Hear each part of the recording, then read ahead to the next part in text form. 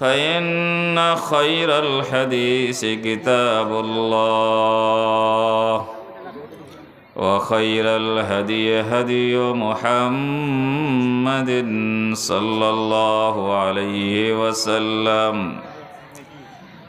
والشر الأمور محدثاتها وكل محدثة بدعة وكل بدعة ضلالة وكل ضلالة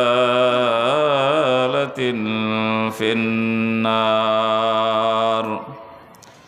أعوذ بالله من الشيطان الرجيم بسم الله الرحمن الرحيم وأن المساجد لله فلا تدعوا مع الله أحدا وقال النبي صلى الله عليه وسلم من بنى لله مسجدا بنى الله له بيتا في الجنة। আজকের মহতি সভার নির্বাচিত সুযোগ্য সভাপতি মহাশয়, স্টেজে উপবিষ্ট উলামায়ে কেরাম, আমাদের আজকের সভায় উপস্থিত আমাদের সমাজের বিভিন্ন বিষয়ের সুশিক্ষিত জ্ঞানী পণ্ডিত সুধীজন, আমাদের সমাজের সাধারণ মানুষেরা যারা আল্লাহকে এবং তার রসুলকে, তার দ্বীনকে ভালোবাসেন এবং সেই ভালোবাসা নিয়েই একটি দ্বীনী সভায় এসে উপস্থিত হয়েছেন।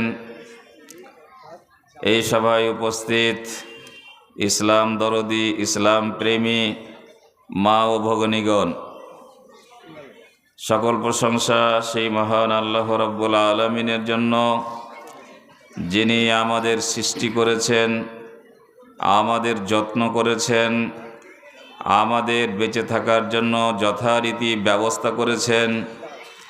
তারপরেও আমাদের শিক্ষা দীক্ষা এবং সুপথ দেখিয়েছেন, ইসলামে দীক্ষিত হওয়ার তৌফিক দান করেছেন, জাহান্নাম থেকে বাঁচার এবং জান্নাতের দিশা দান করেছেন। বলুন আলহামদুলিল্লাহ। তারপরে তার সর্বশ্রেষ্ঠ এবং আখিরি নবী জনাবে মুহাম্মদুর রাসূলুল্লাহ সাল্লাল্লাহু আলাইহি ওয়াসাল্লামের প্রতি শত কোটি শান্তির ধারা বর্ষিত হোক, যার মাধ্যমে পৃথিবীবাসী শেষ বারের মতো অন্ধকার, জুলুম, অত্যাচার এবং নানাবিধ স্বৈরাচারী থেকে আদল, ইনসাফ এবং ন্যায় নীতির রাস্তা দেখতে পেরেছে, অন্ধকার থেকে আলোকিত জগৎ দেখতে পেয়েছেন। আল্লাহুম্মা সাল্লি আলাইহি ওয়া বারিক আলাইহি। ব্রাদারানে ইসলাম, আজকে মসজিদকে কেন্দ্র করে, মসজিদের উন্নতিকল্পে যেহেতু এই জালসাটির আয়োজন করা হয়েছে, এজন্য আমরা চেষ্টা করব আমাদের আলোচনাগুলো, আমাদের কথাবার্তাগুলো মসজিদ কেন্দ্রিক হওয়া ভালো। মসজিদ আমরা কেন নির্মাণ করছি, মসজিদের সাথে মানুষের কি সম্পর্ক রয়েছে বা থাকা উচিত, মসজিদের সাথে আমাদের তাহজিব এবং তামাদ্দুন, আমাদের কৃষ্টি কালচার এবং সভ্যতার কি সম্পর্ক, আমাদের সার্বিকভাবে আমাদের জীবন এবং মসজিদের যে অতপ্রত এবং পারস্পরিক সে সম্পর্ক, সেই সম্পর্কগুলো আমাদের জানতে এবং বুঝতে সুবিধা হবে। ওমা তৌফিকি ইল্লা বিল্লাহ।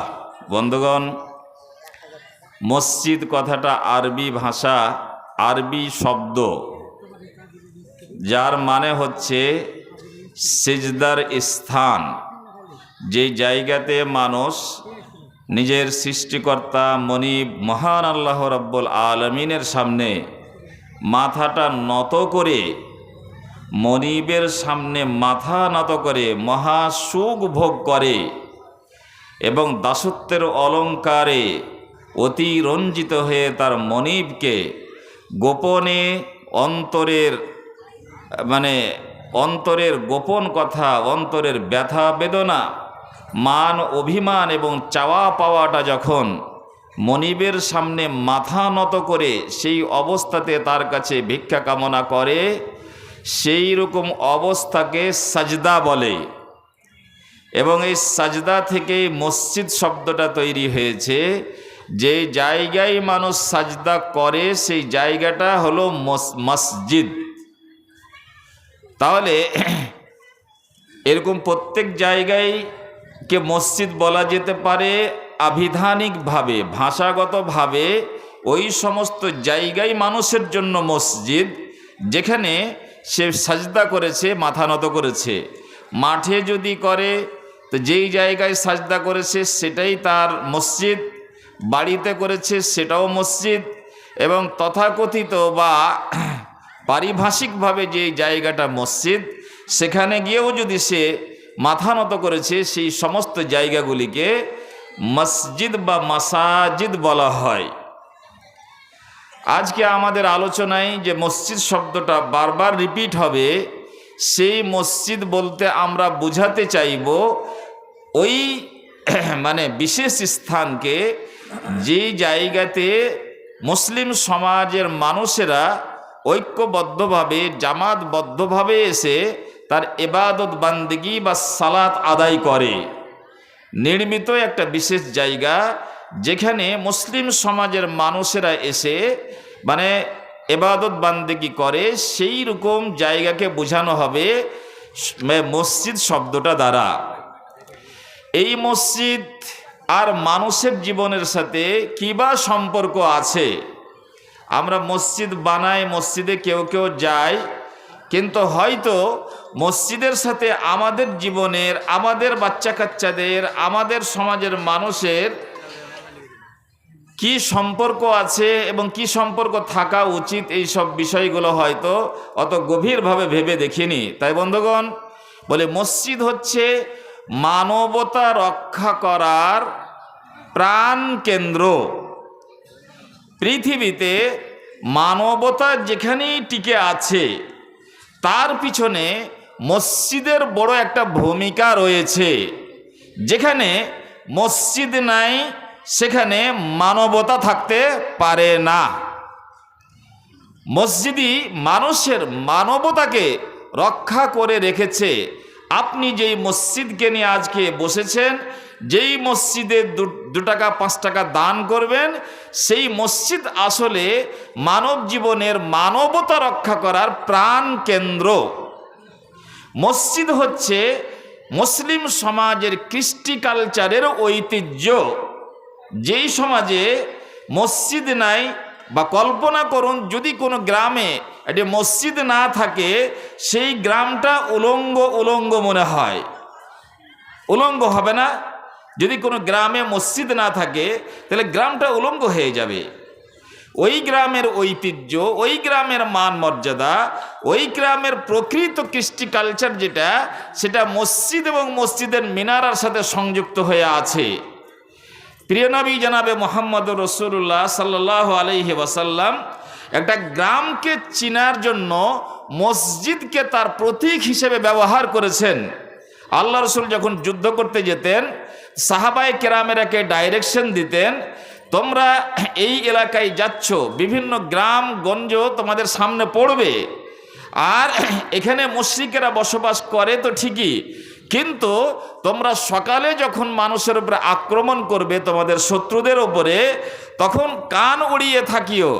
যদি আজানের আওয়াজ শুনতে পাও তাহলে সেই গ্রামে আক্রমণ করা চলবে না। তাহলে মসজিদ কত পাওয়ারফুল এবং শক্তিশালী একটা মুসলিম সমাজের ঐতিহ্য বা প্রতীক। যে মসজিদ আছে মানে এই জায়গায় খুন খারাপা করা যাবে না, এই জায়গায় রক্তপাত করা যাবে না। মসজিদ হচ্ছে শান্তির প্রতীক। মসজিদ সবাকে উঁচু জায়গা থেকে চিৎকার করে করে বলে এখানে অশান্তির মতন কোনো কাজ চলবে না, এখানে রক্তপাত করা চলবে না, এখানে হিংসা বিবাদ করা চলবে না, এখানে ঝগড়াঝাঁটি করা চলবে না। এটা মসজিদ যেন তার গোপন ভাষায় মানুষকে এই মেসেজটা দিতে থাকে। এবং নবী করিম সাল্লাল্লাহু আলাইহি ওয়াসাল্লাম ঠিক সেইভাবে সাহাবায়ে কেরামদেরকে ডাইরেকশন দিলেন, যদি আওয়াজ আসে আজানের তাহলে ভেবে লাও ওখানে কোনো মসজিদ আছে, ভেবে লাও ওখানে কিছু মুসলমানেরা বসবাস করেন আর ইবাদত বান্দেগি করেন, এই জন্য সেখানে আক্রমণ করা যাবে না। মসজিদ হচ্ছে আমাদের বর্তমান জেনারেশন, যেটা আমাদের বাচ্চা কাচ্চা যারা, আমরা তো কতটা নষ্ট হয়েছি, কতটা ভালো আছি মন্দ আছি, আমাদের পিঢ়ি তো শেষ হয়ে গেছে, আমরা তো গেছি রসার তলে। কিন্তু আমাদের কোলে যেই সমস্ত শিশুরা, যেই সমস্ত বাচ্চারা, ছেলেরা মেয়েরা লালিত পালিত হচ্ছে, তারাকে শয়তানের মুখ থেকে যদি বাঁচাবার মতন কোনো লাইট, কোনো গাইডলাইন যদি থাকে, আর কোনো আত্মিক শক্তি যদি থাকে, তাহলে সেটা মসজিদের ভিতরে লুকিয়ে আছে, মসজিদের ভিতরে লুকিয়ে আছে। আপনি আমি যদি আমার ছেলে এবং মেয়েরাকে মসজিদমুখী করতে পারি, তাহলে শয়তানের মুখ থেকে সেই রকম করে নিজের বাচ্চারাকে বাঁচাতে পারবো, যেই রকম কোনো শৃগাল যদি মুরগি নিয়ে পালিয়ে যায় আর আপনি তার পিছনে ধাওয়া করেন, ধাওয়া করে আপনার ভয়ে শৃগালটা আধমরা মুরগিটাকে ছেড়ে যখন পালিয়ে যায়, তেমন হবে যদি আমরা আমাদের শিশুরাকে, আমাদের ছেলে মেয়েরাকে মসজিদমুখী করি, তাহলে কিছুটা রক্ষা করতে পারবো। আমি মসজিদের ভূমিকা নিয়ে পরে আলোচনা করছি, এখন মসজিদের মূল ভূমিকা নিয়ে কথা চলছে যে মসজিদ আমাদের জীবনে কতটা গুরুত্ব রাখে। মসজিদ তাহলে আমাদের রক্ষা কবচের মতন একটা ভূমিকা পালন করছে। আমরা যে মানুষ না অমানুষ, মুসলিম না অমুসলিম, সেই পরিচয়টা বহন করতেও মসজিদ আমাদের সাহায্য করে। অনেক মানুষ তার লেবাস পোশাকের ঠিক নাই, অনেক মানুষ তার চালচলনের ঠিক নাই, অনেক মানুষ যার আদব কায়দার ঠিক নাই, আর নমাজ রোজার কথাও সে শুনে না, কিন্তু একটু হায়া শরম যার আছে, লজ্জা শরম যারা আছে, তারা সপ্তাহে একদিনও যদি জুমার নামাজ পড়তে যায়, তাহলে সেই দিন অন্তত পক্ষে তার চেহারায়, তার শরীরে, তার আশাকে, তার পোশাকে কতটাই ভদ্র লেগে উঠে। একটা পাঞ্জাবি পরেছে, একটা টুপি পরেছে, মানুষের মতন মানুষ লাগছে। তাহলে মসজিদ অমানুষকে মানুষ করার দিশায় টেনে নিয়ে যায়, মসজিদ মানুষদেরকে টেনে নিয়ে যায়। মসজিদ এক গুচ্ছ জ্ঞান ভান্ডার, যে জ্ঞান না হলে আমি চলতে পারি না, যে জ্ঞান না হলে আমি নিজের দিন বাঁচাতে পারি না, যে জ্ঞান না হলে আমি আমার কৃষ্টি কালচার চিনতে পারি না, সেই জ্ঞানের ভান্ডার কোথায় আছে? মসজিদে আছে। আমি ইসলামের স্বর্ণযুগের ইতিহাসের উদ্ধৃতি দিয়ে আপনাকে বোঝাবার চেষ্টা করব যে এই মসজিদ পৃথিবীবাসীকে কি দিয়েছে, শুধু মুসলমানকে নয়। এই মসজিদ পৃথিবীবাসীকে কত বড় বড় উপহার দিয়েছে, সেটা আমি একটু পরে আলোচনা করছি। এই জন্যই আমরা একটু মসজিদের ইতিহাসের দিকে যদি যাই, তাহলে আমরা খুব চটচট করে বুঝতে পারবো। আদম আলাইহিস সালাতু ওয়াস সালামকে আল্লাহ তাআলা সৃষ্টি করলেন, বললেন জান্নাতে থাকো, এটা খেও না। তারপরে শয়তানের ওয়াসওয়াসায় সে খেয়ে ফেললো এবং তার শাস্তি হলো যে এখন তুমি আর জান্নাতে থাকতে পাবে না, তুমি দুনিয়ায় চলে যাও, দুনিয়াতে গিয়ে বসবাস করো এবং আমার এই এই হুকুম আহকাম থাকলো, এই এই সংবিধান থাকলো, সেই অনুযায়ী জীবনযাপন করো। তাহলে আল্লাহ তাআলা আমাদের আদি পিতা আদম আলাইহিস সালাতু ওয়াস সালামকে পৃথিবীতে পাঠিয়ে দিয়েছিলেন এবং তার সাথে সাথে কিসের আদেশ করেছিলেন জানেন? সর্বপ্রথম আদেশ হলো যে একটা মসজিদ বানাও। ছেলেপিলে হয়নি, সমাজ বড় হয়নি। আদম আলাইহিস সালাতু ওয়াস সালাম একাই মানুষ, স্বামী স্ত্রী একাই মানুষ। একটা ছেলে পিলে হয়ও যদি, তার মানুষ হতে হতে 10 বছর লাগবে। কিন্তু আদম আলাইহিস সালাতু ওয়াস সালাম পুরুষ মানুষ হিসেবে একাই একজন মানুষ পৃথিবীতে তবুও তাকে আদেশ করা হলো যে মসজিদ বানাও। মসজিদ আর মানবতা, মসজিদ আর ঈমান, মসজিদ আর আল্লাহর ভালোবাসা, এটা মসজিদ ছাড়া সম্ভব নয়। মসজিদই সেখান থেকে আমাদের আলো দান করবে, মসজিদই আমাদের সেই ঐতিহ্যের দিকে ঠেলে নিয়ে যাবে এবং বারবার এই ভাবনা আমাদের মধ্যে জাগাবে যে তোমাকে কার ইবাদত করতে হবে, তুমি কার সৃষ্টি বা করা, কার জগতে বসবাস করছো এবং কার নিয়ামত ভোগ করছো। এই ভাবনাগুলো একটু মানুষ যখন মসজিদে পা দিবে তখনই স্বাভাবিক কারণে তার মস্তিষ্কে এগুলো ভেসে উঠে। এই জন্য আদম আলাইহিস সালাতু ওয়াস সালামকে সর্বপ্রথম আদেশ যেটা হলো সেটা হলো যে মসজিদ কায়েম নির্মাণ করো। এবং আজকের যেটা বর্তমান কাবা বা বাইতুল্লাহ বা আল মসজিদুল হারাম যেটা মক্কায় অবস্থিত, সেই মসজিদটি সর্বপ্রথম সাইয়্যিদানা আদম আলাইহিস সালাতু ওয়াস সালামের পক্ষ থেকে নির্মিত। এই কাবাকে সর্বপ্রথম কে নির্মাণ করেছিলেন? সাইয়্যিদানা আদম আলাইহিস সালাতু ওয়াস সালাম। তারপরে যুগের পর যুগ, কালের পর কাল কেটে যায়, বিভিন্ন ধরনের আপদ বিপদ, প্রাকৃতিক দুর্যোগ এবং রাজনৈতিক উলটপালট বিভিন্ন অবস্থার সাথে মানে সম্মুখীন হতে হতে হতে হতে এক সময়ে কাবা নিশ্চিহ্ন হয়ে যায়। কাবা নিশ্চিহ্ন হয়ে যায়, আর কেউ জানে না যে এই জায়গায় কোনো মসজিদ ছিল না। তারপরে আপনাদের খুব বারে বারে করে শোনা আছে, তারপরে তার পুনর্নির্মাণ হলো কার হাতে? সাইয়্যিদনা ইব্রাহিম আলাইহিস সালাতু ওয়াস সালাম এবং তার সুপুত্র ইসমাইল আলাইহিস সালাতু ওয়াস সালামের। লম্বা ঘটনা বারবার শুনে রেখেছেন।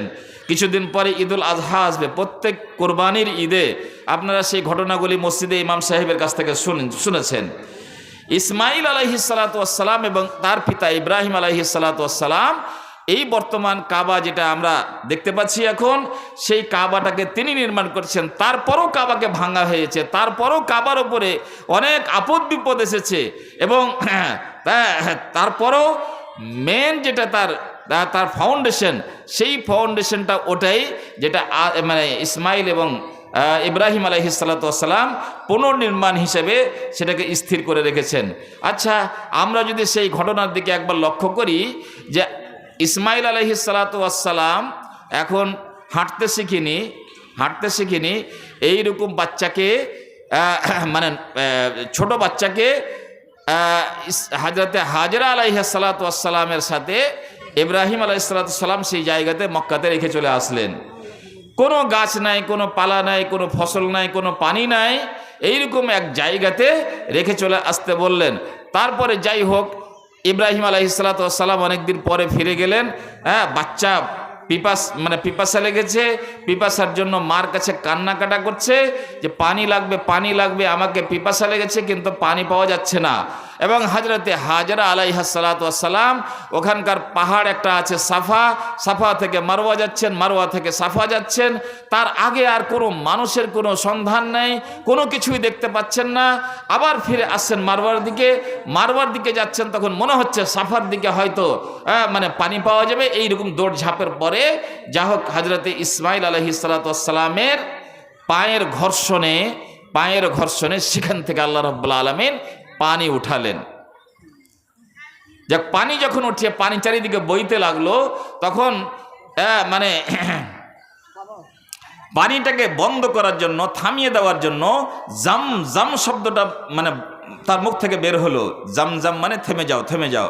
আমরাও যদি পানিটা এদিক ওদিক চলে যায়, নিজের জমি থেকে অন্যের জমিতে চলে যায় বা ড্রেনটা কেটে যায়, তো আমরা কত চেষ্টা করি তাকে থামাবার। সেই রকমই জাম মানে এই পানি থামো, এইরকম একটা শব্দ সেই যুগের ভাষাতে সেটা বলা হয়েছিল। যাক, আমি এই ঘটনা বোঝাতে চাইছি না, আমি বলতে চাইছি যে তারপরে কয়টা লোক আছে ওখানে? ইব্রাহিম আলাইহিস সালাতু ওয়াস সালাম এবং ইসমাইল আলাইহিস সালাতু ওয়াস সালাম এবং তার স্ত্রী হাজেরা। তারাকে কি বলা হলো যে খাওয়া দাওয়ার জন্য এখানে গাছ লাগাও? তারাকে কি বলা হলো যে গরু পুষো দুটা? তারাকে কি বলা হলো উট পুষো দুটা? তারাকে জীবন জীবিকার জন্য গুরুত্বপূর্ণ কিছু অ্যাডভাইস কি সেই সময়তে দেওয়া হলো? তারাকে যে কাজের পরামর্শ বা আদেশ করা হচ্ছে সেটা হচ্ছে মসজিদ নির্মাণ করো। তার মানে আমরা যদি সেই ঘটনার পিছনে লক্ষ্য করি, তাহলে আমাদের খাওয়া দাওয়া, বেঁচে থাকা, মরে যাওয়ার চাইতে বেশি গুরুত্বপূর্ণ বিষয় হচ্ছে যে আমি বা একজন মুসলিম যেখানে বসবাস করবে সেখানে একটা মসজিদ থাকতে হবে। মসজিদ হচ্ছে আত্মার খোরাক। আত্মা বেঁচে থাকবে কোথায়? যদি মানুষের মসজিদের সাথে সম্পর্ক থাকে তাহলে তার আত্মা বেঁচে থাকবে।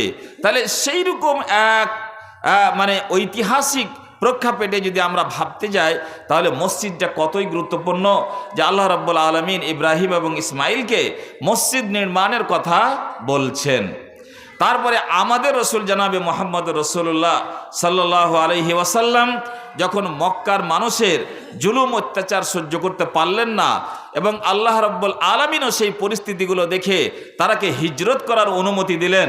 এখন হিজরত করে তুমি মদিনা চলে যাও, কারণ এখানকার অবস্থা তোমার জন্য ভালো নয়, তোমাকে গিয়ে একটা শান্তির জায়গা খুঁজতে হবে। তুলনামূলক যেই জায়গায় তুমি একটু শান্তিপূর্ণভাবে দাওয়াতের কাজ করতে পারবে সেই জায়গায় চলে যাও। এবং আল্লাহ রসুল আল্লাহর নির্দেশ মোতাবেক হিজরত করে যাচ্ছিলেন কোথায়? মদিনায়। ঘটনাটা ভালো করে বুঝার চেষ্টা করবেন। আমি হিজরত বুঝাতে চাইনি এখানে, আমি যেটা বুঝাতে চাইছি নবী করিম সাল্লাল্লাহু আলাইহি ওয়াসাল্লাম এখনও মদিনা ঢোকেননি বা মদিনা ঢুকেছেন, কিন্তু যেই জায়গায় তার বাড়ি হবে, যে জায়গায় তার নানাদের বাড়ি, যেই জায়গায় সৈয়দনা আইয়ুব আনসারির বাড়ি, আবু যর গেফারির বাড়ি, সেই সব জায়গায় এখনো পৌঁছাননি, রাস্তায় আছেন। কোবা বলে একটা জায়গা, এখন হিজরত করে মদিনা ঢুকেছেন, এখনো আসল জায়গায় যাননি। রাস্তাতে কোবা নামক জায়গাতে তার সাথী সঙ্গীদেরকে আদেশ করছেন এখানে একটা মসজিদ বানাও। দোকান কোথায় আছে, খেতে পাবো কি করে, এখানকার বাজার কি, কোথায় কি হবে, এখানকার ভৌগোলিক অবস্থা কি, এই সব কথা চিন্তা করেননি। কি চিন্তা করেছেন? আগে হিজরতে রাস্তায় আছেন, রাস্তায় থাকতে থাকতে কোবাতে একটা মসজিদ নির্মাণ করার কথা বলা হচ্ছে। তাহলে বুঝতে পারা যাচ্ছে আমাদের জীবনে বিভিন্ন ধরনের প্রয়োজন আমাদের আছে, বিভিন্ন ধরনের সমস্যা এবং তার সমাধান আছে, কিন্তু এই সব সমস্যা এবং তার সমাধান বিভিন্ন প্রয়োজন থেকে গুরুত্বপূর্ণ প্রয়োজন হচ্ছে মানুষের জীবনে বা মুসলিম সমাজের জন্য, সেটা হচ্ছে মসজিদ। তা না হলে আল্লাহর নবী এখনও মদিনায় গিয়ে স্থির হতে পারেননি, রাস্তাতে মসজিদ মসজিদ নিয়ে চিন্তা ভাবনা করছেন এবং মসজিদ তৈরি করলেন। এবং মসজিদ তৈরি করার পরে সর্বপ্রথম জুমা তিনি সেই মসজিদেই পড়লেন। মসজিদে কোবা যারা হজ করতে গেছেন তারা হয়তো দেখেছেনও যে মসজিদে কোবা কোন জায়গা এবং কিভাবে আছে। এবং এই মসজিদ সম্বন্ধে আল্লাহ রাব্বুল আলামিন আয়াত নাজিল করেছিলেন পরে, লামাসজিদুন উসসিসা মিন আউওয়ালি ইয়াউমিন আহাক্কু আন তাকুবা ফীহি রিজালুন ইউহিব্বুনা আন ইয়াতাতাহহারু ওয়াল্লাহু ইউহিব্বুল মুতাতাহহিরিন। তার আগে আছে যে এটা প্রথম মসজিদ যেটা আল্লাহ রসুলের দ্বারা মানে নির্মিত হয়েছে।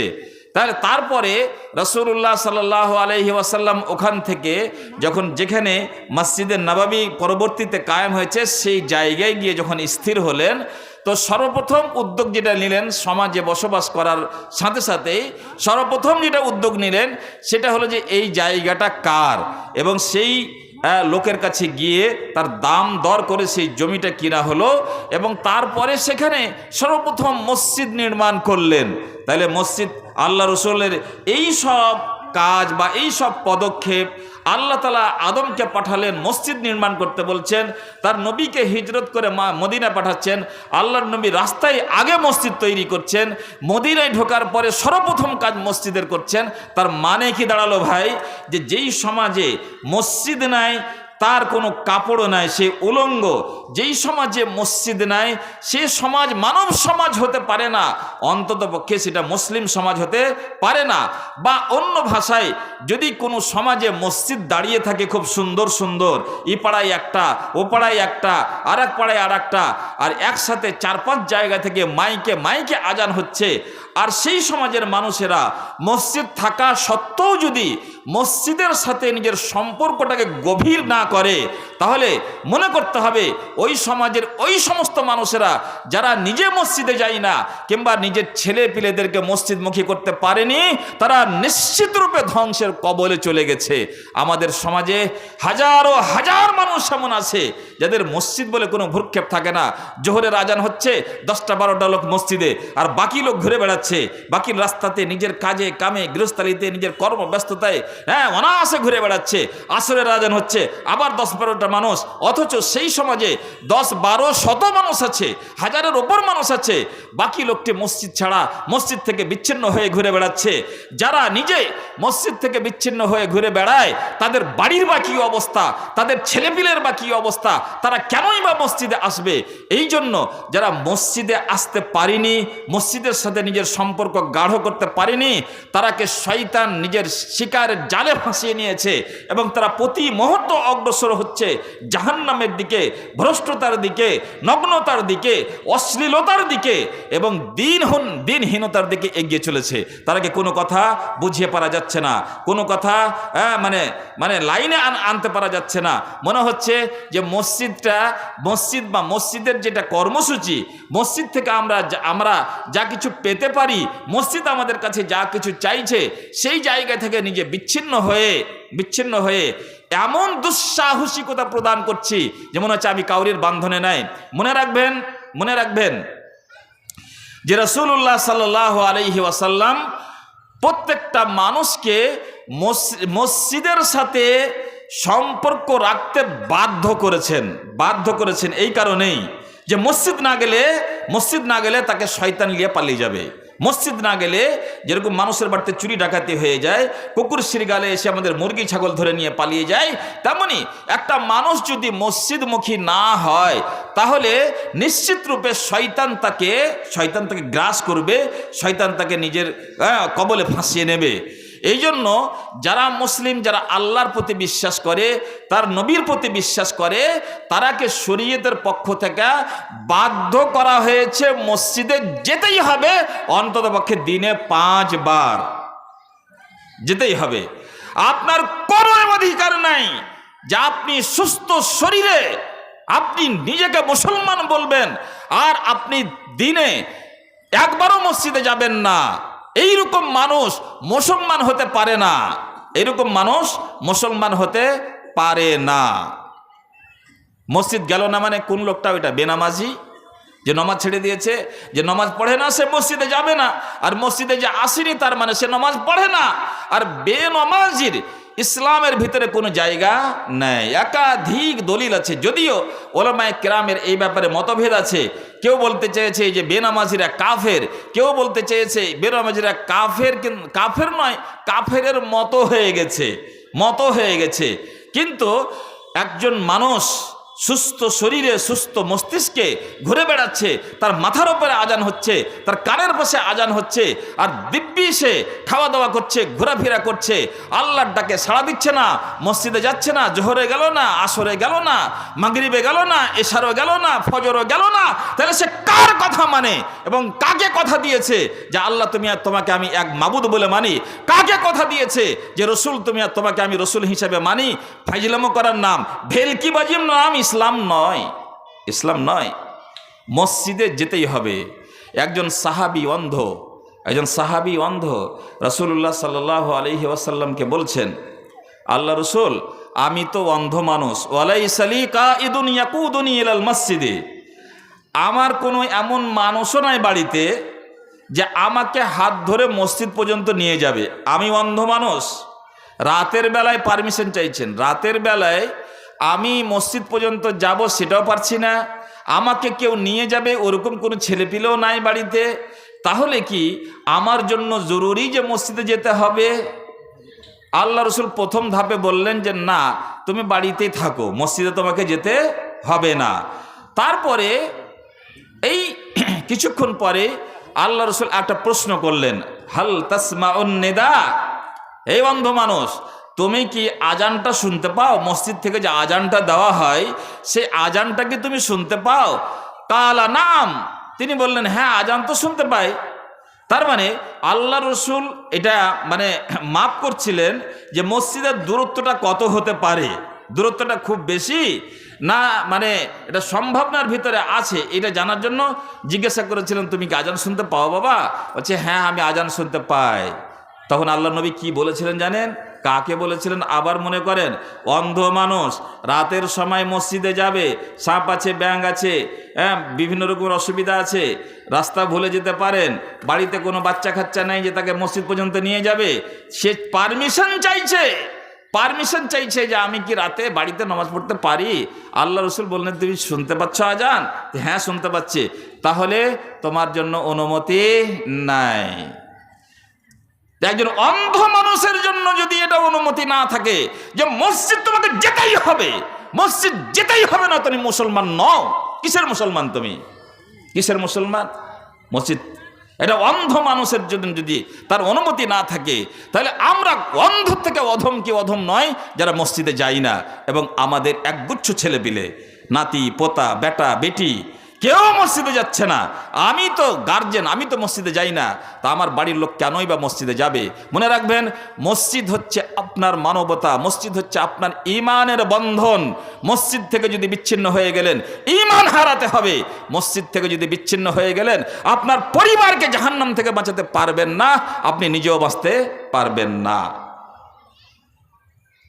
বা এখানে একটা বিষয় আছে, আমি যে আলোচনায় ঢুকে গেলাম হঠাৎ করে, সেটা হচ্ছে যে একটা মানুষ এই কথা স্বীকার করবে মুসলমান হওয়ার জন্য, আশহাদু আল্লা ইলাহা ইল্লাল্লাহ, আমি সাক্ষী দিচ্ছি যে আল্লাহ ছাড়া সত্য কোনো মাবুদ নেই, এবং আমি এই কথারও সাক্ষী দিচ্ছি যে মুহাম্মদ সাল্লাল্লাহু আলাইহি ওয়াসাল্লাম একজন বান্দা এবং তার প্রেরিত রাসূল। এই কথা যে বুঝে সুঝে সাক্ষী দেবে সে একজন মুসলমান। এবার মুসলমান হয়ে গেল। এই পর্বটা হলো স্বীকারোক্তির পর্ব। তারপরে সে এখন মুসলমান থাকছে কি থাকে না, বা সেই স্বীকারোক্তিটাকে বাস্তবে পরিণত করছে কি করে না, এইটা হচ্ছে তার প্রথম পর্ব, যেখানে তাকে পরীক্ষা করা হবে। যে স্যার প্রথম পর্ব হচ্ছে ওয়া ইকামিস সালাত, এখন সে সালাত আদায় করছে কি না, এটা তার প্রথম পরীক্ষা। এই পরীক্ষাতে যদি সে পাস না করতে পারে, এই পরীক্ষায় যদি সে উত্তীর্ণ না হতে পারে, তাহলে সে কোনোদিন মুসলমান হতে পারে না। আপনাকে একটা উদাহরণ দিচ্ছি। আপনি ধরুন একটা স্কুল চালাচ্ছেন, স্কুল মাদ্রাসা নার্সারি একটা কিছু চালাচ্ছেন। তারপরে সেখানে একটা শিক্ষক আপনার লাগবে। শিক্ষক কেমন লাগবে? বিএ পাস লাগবে, অমুক পাস লাগবে, ইংরেজির লাগবে, বাংলার লাগবে। আপনি অ্যাডভার্টাইজ করলেন। তারপরে বেশ কিছু মানুষ এলো ইন্টারভিউ দেওয়ার জন্য। আপনি যাচাই বাছাই করার পরে একজন লোককে নিযুক্ত করলেন যে ঠিক আছে ভাই, তুমি এখানকার শিক্ষক এবং শিক্ষক হিসেবে তোমাকে নিয়োগ করলাম। বেতন কত লাগবে? 8,000 টাকা লাগবে। ঠিক আছে, উভয় পক্ষের একটা মানে আন্ডারস্ট্যান্ডিং হয়ে গেল যে বেতন হলো 8,000 টাকা, এই সময়ে ডিউটি করতে হবে, সব কিছু কথাবার্তা পাকাপাকি হয়ে গেল। তাহলে এটা হচ্ছে কি? আলোচনার পর্ব, স্বীকারোক্তির পর্ব। আমি চাইছি, সে মেনে নিচ্ছে, বা সে কিছু বলছে আমি মেনে নিচ্ছি, এটা মানামানির একটা পর্ব। তারপরে আপনি আমি সবাই কি চাইবো সেই শিক্ষকটার কাছ থেকে? কি চাইবো ভাই? কি চাইবো? যে তার পরের দিনে সে স্কুল জয়েন করবে, বাচ্চারাকে পড়াবে, স্বীকার করার বেলা স্বীকার হয়ে গেল, বেতন টেতন সব ঠিক হয়ে গেল। তারপরে যদি ও না আসে ক্লাসে, আপনি ওকে শিক্ষক মানবেন? বা একদিন আসে, 3-4 দিন না আসে, তাহলে ওই শিক্ষকটাকে আপনি শিক্ষক মানবেন? ওর যখন ইচ্ছা হচ্ছে তখন সে আসছে। আপনার স্কুলের টাইম হলো 8টা থেকে নিয়ে 12টা পর্যন্ত, আর ও আসছে 2টার পরে, 2টার পর থেকে 4টা পর্যন্ত বসে থাকছে, আপনি তাকে শিক্ষক মানবেন? আসছে কিন্তু ওর ইচ্ছা মতো আসছে, কিংবা আসে না, এইরকম লোককে কি সে স্বীকার করেছে, কথাবার্তা সব কিছু হয়েছে, কিন্তু ডিউটির জায়গাতে সে ডিউটি যদি না করে, তাহলে আপনি তাকে শিক্ষক মানবেন? তার পাশে ছাত্রকে নিয়ে নেন, একটা ছাত্রকে কেউ ভর্তি করে গেল, এই মানে এখানে কি পড়ালেখা হচ্ছে, এই হচ্ছে, বাবার নাম কি, তার মার নাম কি, সব কিছু সার্টিফিকেট নিয়ে ভর্তি করা হলো, ভর্তির ফিসও দিয়ে দেওয়া হলো। তারপরে সেই বাচ্চাটা যদি স্কুলে পড়তে না আসে, একদিন এলো, 20 দিন এলো না, তারপরে আবার এলো না, পরীক্ষা হচ্ছে সে নেয়, ক্লাস চলছে সে নেয়, আপনি কি তাকে ছাত্র হিসেবে মেনে নেবেন? ছাত্র হিসেবে মেনে নেবেন? তাহলে একটা মানামানির পর্বর পরে আপনার বাস্তব জগতে আপনার পরীক্ষা চালু হবে, সেই জায়গায় যদি আপনি উপস্থিত না থাকেন তাহলে আপনাকে কেউ শিক্ষকও মানছে না, আপনাকে কেউ ছাত্রও মানছে না। এখানে আমরা যেখানে খাওয়া দাওয়া করলাম সেখানে একটা বড় গোডাউন আছে, বুঝি সেটা ব্যবসার কোনো মানে হোলসেল জায়গা। সেই ব্যবসা, সেই বাড়িওয়ালা মানুষটা যদি বলে যে আমি খুব ব্যস্ত আছি, তো একটা ম্যানেজার রাখি, এবার 10-12 হাজার টাকা একটা বেতন তয় হলো, তয় করার পরে ভাই তুমি এটা বসে থাকবে, গ্রাহককে ডিল করবে, যে যা লাগবে এইটা জিনিসের রেটে, এইটা জিনিসের রেটে, ঠিক আছে। তারপরে কথাবার্তা হয়ে যাওয়ার পরে সাইন চুক্তি সব কিছু হয়ে গেল, তারপরে ম্যানেজার বাবু আর দোকানে যাচ্ছে না, আপনি তাকে রাখবেন, মেনে নেবেন যে এটা আমার ম্যানেজার? 3 দিন ধরে আসে না, আপনি মানবেন ওকে ম্যানেজার? বেতন দিবেন নাকি? মানবেন না। তেমনি আল্লাহ রাব্বুল আলামিনকে যে স্বীকার করেছে, তুমি আমার খালিক, তুমি আমার মালিক, তুমি আমার সৃষ্টিকর্তা, তোমারই সামনে আমি মাথা নত করি, তোমার জন্য আমার জীবন, তোমার জন্য আমার মরণ, সব কিছু কি মানে মিথ্যা অভিনয় করার জন্য বলা হয়েছে নাকি? তারপরে আল্লাহ রাব্বুল আলামিন তাকে পরীক্ষা করবে সে নামাজ পড়ছে কি না। নামাজটা হচ্ছে প্রথম পরীক্ষার পর্ব। যে মানুষ নামাজ পড়ে না সে ইসলামের ভিতরে দাখিলই হয়নি, বের হবে তো দূরের কথা, সে ইসলামের ভিতরে দাখিল হয়নি। এই জন্য একটা হাদিসের মধ্যে আছে যে কিয়ামতের দিন ইন্না আউওয়ালা মা ইউহাসাবু বিহিল আবদু ইয়াউমাল কিয়ামাতি আস-সালাত। আল্লাহর যে সমস্ত হুকুক, আল্লাহর যে অধিকার, সেই অধিকার নিয়ে যখন বিচার শুরু হবে তখন সর্বপ্রথম বিচার হবে নামাজের। যখন মানুষের অধিকার নিয়ে যখন বিচার শুরু হবে তো সর্বপ্রথম কি নিয়ে হবে? রক্ত। কে কার রক্ত বইয়েছে, কে কাকে খুন করেছে, খুনের বিচার সর্বপ্রথম হবে হুকুকুল ইবাদের ভিতরে। আর আল্লাহর হক সংক্রান্ত যে যখন বিষয় আসবে তখন সর্বপ্রথম কার হিসাব নেবে? আল্লাহ রাব্বুল আলামিন নামাজের হিসাব নেবে। নামাজের হিসাব নিতে বলা হয়েছে সেই জায়গাতে ফাইন কবিলাত মিনহু কবিলা সাইর আমালিহি। নমাজের অবস্থাটা যদি ঠিকঠাক সে প্রমাণ করতে পারে তাহলে তার বাকি ইবাদত বান্দেগিগুলো আল্লাহ রাব্বুল আলামিন কবুল করে নেবেন। হজ করেছে, যাকাত দিয়েছে, দান করেছে, খায়রাত করেছে, আর কিছু করেছে, সব নেকিগুলোকে আল্লাহ রাব্বুল আলামিন কবুল করবেন যদি সে নমাজের পরীক্ষাতে পাশ হতে পারে। ওয়া ইন রুদ্দাত, আর যদি নামাজের ব্যাপারে সে ফেলিয়ার হয়ে যায়, নামাজ পড়েনি বা এমন পদ্ধতিতে পড়েছে সেটা আল্লাহর কাছে গ্রহণযোগ্য হয়নি, সে বেনামাজি হিসেবে প্রমাণিত হয়েছে, তাহলে রুদ্দা সায়র আমালিহি, তার অনেক ভালো ভালো কাজ যেগুলো ছিল সেই সমস্ত কাজকে আল্লাহ রাব্বুল আলামিন ক্যান্সেল করে দেবেন, গ্রহণ করবেন না। তাহলে ভালো কাজ করতে গেলেও আল্লাহর কাছে গ্রহণযোগ্য হচ্ছে না। কিসের জন্য? এই জন্য যে আমি মুসলিম হতে পারিনি। মুসলিম হতে পারিনির প্রধান কারণ হলো যে আমি নামাজ পড়িনি। বন্ধুগণ মনে রাখবেন, গায়ের জোরে নিজকে যেভাবে আপনি মুসলমান প্রমাণ করলেন, গরুর গোশ খাওয়া দাওয়ার মাধ্যমে প্রমাণ করিয়েলেন, ভোটার কার্ডে আছে সেই জন্য নিজকে মুসলমান প্রমাণ করিয়েলেন, আধার কার্ডে আছে সেই জন্য নিজকে মুসলমান ভাবতে পারেন, ক্ষীর আন্ধারসা রান্না করে খুব মানে লাফালাফি করেন, যে নিজকে মুসলমান ভাবেন, মসজিদের পাশে বাড়ি, কোনোদিন মসজিদ যান না, তারপরও আপনি গায়ের জোরে নিজকে মুসলমান করেন, এটা আপনার বক্তব্য, এটা আপনার ভাবনা। এই ভাবনার সাথে আল্লাহর কোনো সম্পর্ক নাই। আল্লাহ তাআলা কোনো মানুষকে তখনই মুসলমান মনে করবে যখন সে আল্লাহকে পূর্ণরূপে মেনে দেখাতে পারবে। আল্লাহ নিজস্ব কর্মসূচির মাধ্যমে কাউকে মুসলিম স্বীকার করবেন না, তো কাউকে করবেন না। তোমার ইচ্ছা মতো গায়ের জোরে মুসলমান আল্লাহ রাব্বুল আলামিন কাউকে বানাতে পারবে না। বংশসূত্রে, গ্রামের সূত্রে, আরো কোনো সূত্রে আপনি নিজেকে মুসলমান প্রমাণ করতে পারবেন না। আল্লাহ রসুলের মা জননী গর্ভে ধারণ করেছিলেন যিনি, তিনি থাকবেন জাহান্নামে। আল্লাহ রসুলের পিতা জনাবে আব্দুল্লাহ, তিনিও থাকবেন জাহান্নামে। সাইয়্যিদনা ইব্রাহিম আলাইহিস সালাতু ওয়াস সালামের বাবা আজর, তিনিও থাকবেন জাহান্নামে। লূত আলাইহিস সালাতু ওয়াস সালামের স্ত্রী, তিনিও থাকবেন জাহান্নামে। আসিয়ার স্বামী ফেরাউন, তিনি থাকবেন জাহান্নামে। এই সম্পর্কের কোনো দাম নাই। আল্লাহ রসুলের চাচা আব্দুল মুত্তালিব থাকবেন জাহান্নামে। তাহলে সম্পর্ক আর নামে কিছু আসে যায় না। আমেনা কি মুসলমান লাগে না তোমাকে শুনে? আমেনা কেন জাহান্নামে যাবে? আব্দুল্লাহ তোমাকে লাগে না শুনে যে সে লোকটা মুসলমান? আরবিতে নাম আছে, লাগে না তোমাকে শুনে যে সেটা মুসলমান? আল্লাহর কাছে এই সব জিনিসের কোনো মূল্য নাই।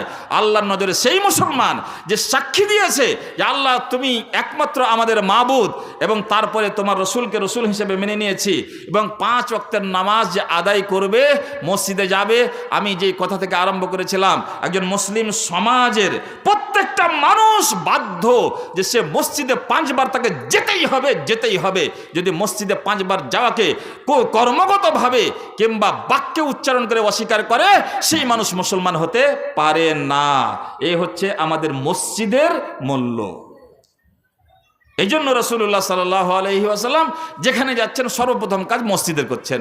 মদিনায় যাচ্ছেন, প্রথমে মসজিদ নির্মাণ করছেন। কুবায় ঢুকছেন, সর্বপ্রথম মসজিদ নির্মাণ করছেন। আল্লাহ আদমকে পাঠাচ্ছেন, প্রথমে মসজিদ নির্মাণ করতে বলছেন। যাই হোক, এই মসজিদ নির্মাণ করাকরি যে ব্যাপারটা আছে, আমরা যারা এখন তো মক্তবের ব্যবস্থা ছুটে গেছে, আগে মক্তবের ব্যবস্থা ছিল, তো সেখানে ফেকা মোহাম্মদিয়া বলে একটা বই আছে। সেই বইয়ের ভিতরে লেখা আছে নামাজের বহুত শর্ত আছে, নামাজ কি বহুত সারি শর্তে হ্যাঁ। তার ভিতরে মানে প্রধান 3টা কারণ বা প্রথম শর্তগুলো বয়ান করা হয়েছে। জগে কা পাক হোনা, कपड़े का पाक होना, और क्या कहते हैं, जगह का पाक होना, कपड़े का पाक होना, और बदन का पाक होना। তার বাংলা হলো যে একটা মানুষ যখন নামাজ পড়তে দাঁড় হবে তখন তার অন্যান্য শর্তগুলো তো আছেই, কিন্তু প্রধান 3টা শর্ত। 3টা শর্ত কি? যেই মানুষ নামাজ পড়তে চাইবে তার জন্য তার কাপড় এবং পোশাকটা পাক হতে হবে, এবং তার দেহটা পাক হতে হবে। 2 নম্বর শর্ত, তার দেহটা পাক হতে হবে। আর 3 নম্বর শর্ত হচ্ছে যে এই স্থানটা, যে জায়গায় সে নামাজ পড়বে, সেই জায়গাটা পবিত্র হতে হবে, পবিত্র হতে হবে। এখানে আমি এখন আলোচনা করতে পারছি না যে তার মানে দেহ পাক হওয়ার মানে কি। দেহ পাক হওয়ার মানে, যদি আপনি অজু ভঙ্গ হওয়ার মতন কোনো কারণ হয়ে যেয়ে থাকে তাহলে অজু করে আসতে হবে। আর যদি এমন কোনো কাজের সাথে আপনি জড়িয়ে গেছেন যেখানে আপনার গোসল ফরজ হয়ে গেছে, যেমন স্বপ্নদোষ, যেমন স্ত্রী সহবাস, যেমন মাসিক হয়ে যাওয়া, যেমন এই ধরনের যে সমস্যাগুলি আছে, বাচ্চা জন্ম দেওয়া, এই সমস্ত কারণ থেকে যখন মানুষ মুক্ত হবে তখন ফরজ গোসল করে মসজিদে আসবে। এটা হচ্ছে তার দেহের পাক হওয়া। এবং দেহের পাক হওয়া আর আরেকটা দিক আছে, এটা হলো বাহ্যিক পবিত্রতা। আর অভ্যন্তরীণ পবিত্রতা হলো যে মানুষের দেহের ভিতরে 1 ফোঁটাও যেন হারামের কোনো গেজা বা রক্ত না থাকে। মানুষ যদি খুব পাক পবিত্র হয়ে আসে, খুব ভালো দামের সাবান ব্যবহার করে, শ্যাম্পু ব্যবহার করে, আর সেন্ট ব্যবহার করে মসজিদে আসে, সেই পবিত্রতা হচ্ছে বাহ্যিক পবিত্রতা। তার অভ্যন্তরীণ পবিত্রতা হলো তার শরীরটা পাক পবিত্র হতে হবে কি থেকে? হারামের কোনো গেজা থেকে। একটা লোকমা যদি পেটে হারাম চলে যায় তাহলে তার কোনো ইবাদত বান্দেগি কবুল হবে না। তার শরীরের মধ্যে 1 ফোঁটাও যদি রক্ত থাকে হারামের, তাহলে তার ইবাদত বান্দেগি কবুল হবে না। আছে আমাদের সেই সাহস যে আমরা সেই রকম বডিকে রাখতে পেরেছি, সেই রকম নিজকে বাঁচিয়ে রাখতে পেরেছি যে আমার শরীরের ভিতরে 1 ফোঁটাও হারামের রক্ত নেই, কোনো উপার্জন এমন যায়নি আমার পেটের মধ্যে যেটা মানে হারামের নয়। অনেক মানুষ আছে না, অনেক মানুষ আমাদের সমাজে আছে যারা হালাল হারামকে সেইভাবে গুরুত্ব দেয় না। হয়তো সে ভালো মানুষ, কিন্তু হালাল হালালকে গুরুত্ব দেয় না, যার কারণে হালাল হারাম মিশ্রিত গেজা খায় আর মসজিদে যায়। তাহলে এটা হচ্ছে তার শরীরের পবিত্রতা। তার পোশাকের পবিত্রতা মানে পোশাকটাতে পেচ্ছাপ পায়খানা বা কোনো নোংরা জিনিস লেগে থাকতে হবে না। আর তারপরে সেই পোশাকটা যে টাকা পয়সা দিয়ে কিনা হয়েছে, সেই টাকা পয়সার ভিতরে 1টি টাকাও যদি হারামের থাকে, তাহলে সেই হারাম পয়সা দিয়ে ক্রয় করা সেই পোশাকেও নামাজ হবে না। তারপরে আমরা আসল জায়গায় আসি, স্থানটা পাক হতে হবে। স্থান পাক হওয়ার 2টা দিক আছে। একটা হচ্ছে বাহ্যিক দিক, যেখানে আপনি নামাজ পড়বেন মসজিদে, মুরগি বকরি তারপরে কোনো জিনিসে পেচ্ছাপ করেনি, পায়খানা করেনি বা নোংরা কিছু লেগে থাকতে গেলে তাকে ধুয়ে মুছে পরিষ্কার করে দেওয়া, এটা হচ্ছে তার একটা পাক হওয়ার দিক। আর একটা পাক হওয়ার দিক কি আছে? তার অভ্যন্তরীণ দিক কি আছে? যে যেই জায়গায় মসজিদ তৈরি করা হয়েছে সেই জায়গাটা হালালের হতে হবে, হালালের হতে হবে। সেই জায়গাটা কিনতে গিয়ে, সেই জায়গাটা দখল করতে গিয়ে, সেই জায়গাটা আদান প্রদান করতে গিয়ে কোনো ধরনের ফাঁকিবাজি, কোনো ধরনের চিটিংবাজি, কোনো ধরনের জোর জবরদস্তি হয়েছে, এরকম সমস্ত রকমের বদ আচরণ থেকে মুক্ত থাকতে হবে। এবং তারপরে সেই জায়গাটা ক্রয় করার জন্য, সেটা কেনার জন্য যেই সমস্ত টাকা পয়সা ব্যবহার করা হয়েছে, সেই সমস্ত টাকার মধ্যে আপনার পাতৃপক্ষে আপনার জানতে জানে 1 টাকাও হারামের না থাকে। কিংবা সেই মসজিদটাকে নির্মাণ করার ক্ষেত্রে যেই সব পথ পদ্ধতি অবলম্বন করা হয়েছে, সেটা ইসলাম সমর্থিত হতে হবে। ইসলামের বিধি বিধান ছাড়া, ইসলাম বিরোধী কৃষ্টি কালচারের মাধ্যমে সেই মসজিদকে নির্মাণ করা যাবে না। অনেক মসজিদ আছে যেখানে দান খায়রাত করে যারা, তাদের মধ্যে প্রকাশ্য সবাই জানে এটা সুদখোর, এটা মদখোর, এটা হারামখোর, এটা বেনামাজি, অথচ শুধু 30,000 আর 20,000 মোটা একটা অ্যামাউন্ট দিতে গেলে এইরকম মানে স্টেজ থেকে নারে তাকবীর আর সোজা জান্নাতুল ফিরদৌস তার নামে দোয়া করে দেওয়া হয়, সোজা জান্নাতুল ফিরদৌস চলে যাবে। কোনো হারামখোরের হারাম টাকা মসজিদকে হারাম করবেন না, অপবিত্র করবেন না, সেখানে নেওয়াও যাবে না, দেওয়াও যাবে না। সেটা গৌরবের বিষয় নয়, সেটা লজ্জাজনক বিষয় যে কোনো হারামখোর, প্রকাশ্য হারামখোর, তার আপনি 20,000 টাকা হাতে করে বারবার তার নামে তাকবীর মারছেন, বারবার তার নাম আর সুনাম করে যাচ্ছেন। সেই টাকা মসজিদে যদি থাকে তো মসজিদ ভিতরিয়াভাবে পবিত্র হচ্ছে না। কিংবা কোনো মানুষ যদি মানে জেনে বুঝে যে আমার এই টাকাটা হারামের উপার্জন, তারপরও মসজিদে এসে সেও অন্যায় করছে, তা আমাদের জানা অবস্থাতে যদি কোনো টাকা পয়সা মসজিদকে নির্মাণ করার ক্ষেত্রে হারাম চলে আসে, বা আমরা সেটাকে অ্যাভয়েড করে সেই বিষয়টাকে গুরুত্ব না দিয়ে সেই রকম কোনো মাধ্যম দিয়ে যদি মসজিদকে নির্মাণ করি, তাহলে মসজিদ পাক হয়নি এবং এই রকম মসজিদে আপনার নামাজও হবে না। বন্ধুগণ, আমরা কত গৌরব করি, কোনো মানুষ খালি 50,000 টাকার বান্ডিল যদি দিয়ে দেয়, তাহলে আর দেখা দেখি নাই, হালাল না হারাম, না ভালো না মন্দ, কোনো কিছু নাই। তাহলে শরীর পাক হতে হবে, পোশাক পাক হতে হবে, এবং যেই জায়গায় আমরা নামাজ পড়ব অর্থাৎ মসজিদ, সেই জায়গাটা বিভিন্ন দিক থেকে বা সর্বদিক থেকে পাক এবং পবিত্র হতে হবে। ওখানে কোনো রকমের দুর্নীতি জড়িয়ে থাকবে না। কিছু কিছু জায়গায় মসজিদের নামে জালসা হয়, এখানেও আমি শর্ত লাগিয়েছিলাম যে কোনো দোকানপাট বসবে না, তথাকথিত মেলা ঠেলা হবে না। তারপরও অনেক কিছু হয়েছে, আমাদের কিছু দিনী ভাইয়েরা খুব চেষ্টা করেছেন, তারপরও তারা ব্যর্থ হয়েছেন। রাস্তাঘাটে অনেক কিছু আমরা দেখতে পেলাম, অযথা ভিড়, অযথা চলাফেরা, অযথা মা বোনদের ঘোরাফেরা, সব দৃশ্যগুলো দেখতে পেলাম। আরও বেশ কিছু জায়গায় এর চাইতে বেশি বাড়াবাড়ি হয়। মসজিদের জালসা থেকে নিয়ে তার শেষ পর্যন্ত তার বিভিন্ন পদ্ধতিগুলো ইসলাম সমর্থিত নয়, বললাম ইসলাম বহির্ভূত হয়। সেই পদ্ধতির মাধ্যম দিয়েও মসজিদ নির্মাণ করা হয় এবং সব রকমের টাকা সেই মসজিদের তহবিলে সামিল করে দেওয়া হয়। কিছু কিছু জায়গায় দোকানদারদের কাছ থেকে কমিশন পাওয়া যাবে, এই জন্য দোকানদারকে বসতে দেওয়া হয়, যে তার কাছ থেকেও কিছু টাকা পয়সা পাওয়া যাবে, যেটা মসজিদের ফান্ডে মসজিদ নির্মাণের কাজে কাজে লাগবে, এই জন্য করা হয়। তাহলে যারা ইসলামী সভা সমিতি, ইসলামী জালসা জুলুস, ইসলামী জালসার আত্মাকে যারা মেরে ফেলেছে, দোকানপাট বসিয়ে ভিড়ভাড় জমিয়ে, তাদের কাছ থেকে আপনি টাকা নিয়ে মসজিদের তহবিল বড় করবেন এবং মসজিদকে নির্মাণ করবেন। ভুলভাল পদ্ধতিতে মসজিদ নির্মাণ হতে গেলে, এবং আমাদের জানা অবস্থায়, অজানা অবস্থায় কিছু হয়ে যায় সেটা আলাদা কথা। আমাদের জানা অবস্থায় আমি জানি যেটা ভুল পদ্ধতি, আমি জানি যেটা হারামের টাকা, তারপরও যদি সেই টাকা মসজিদের তহবিলে চলে যায়, তাহলে সেই রকম মসজিদেও নামাজ হবে না। আমাকে খুব সতর্ক এবং সাবধান থাকতে হবে। বন্ধুগণ, এবার আসি মসজিদের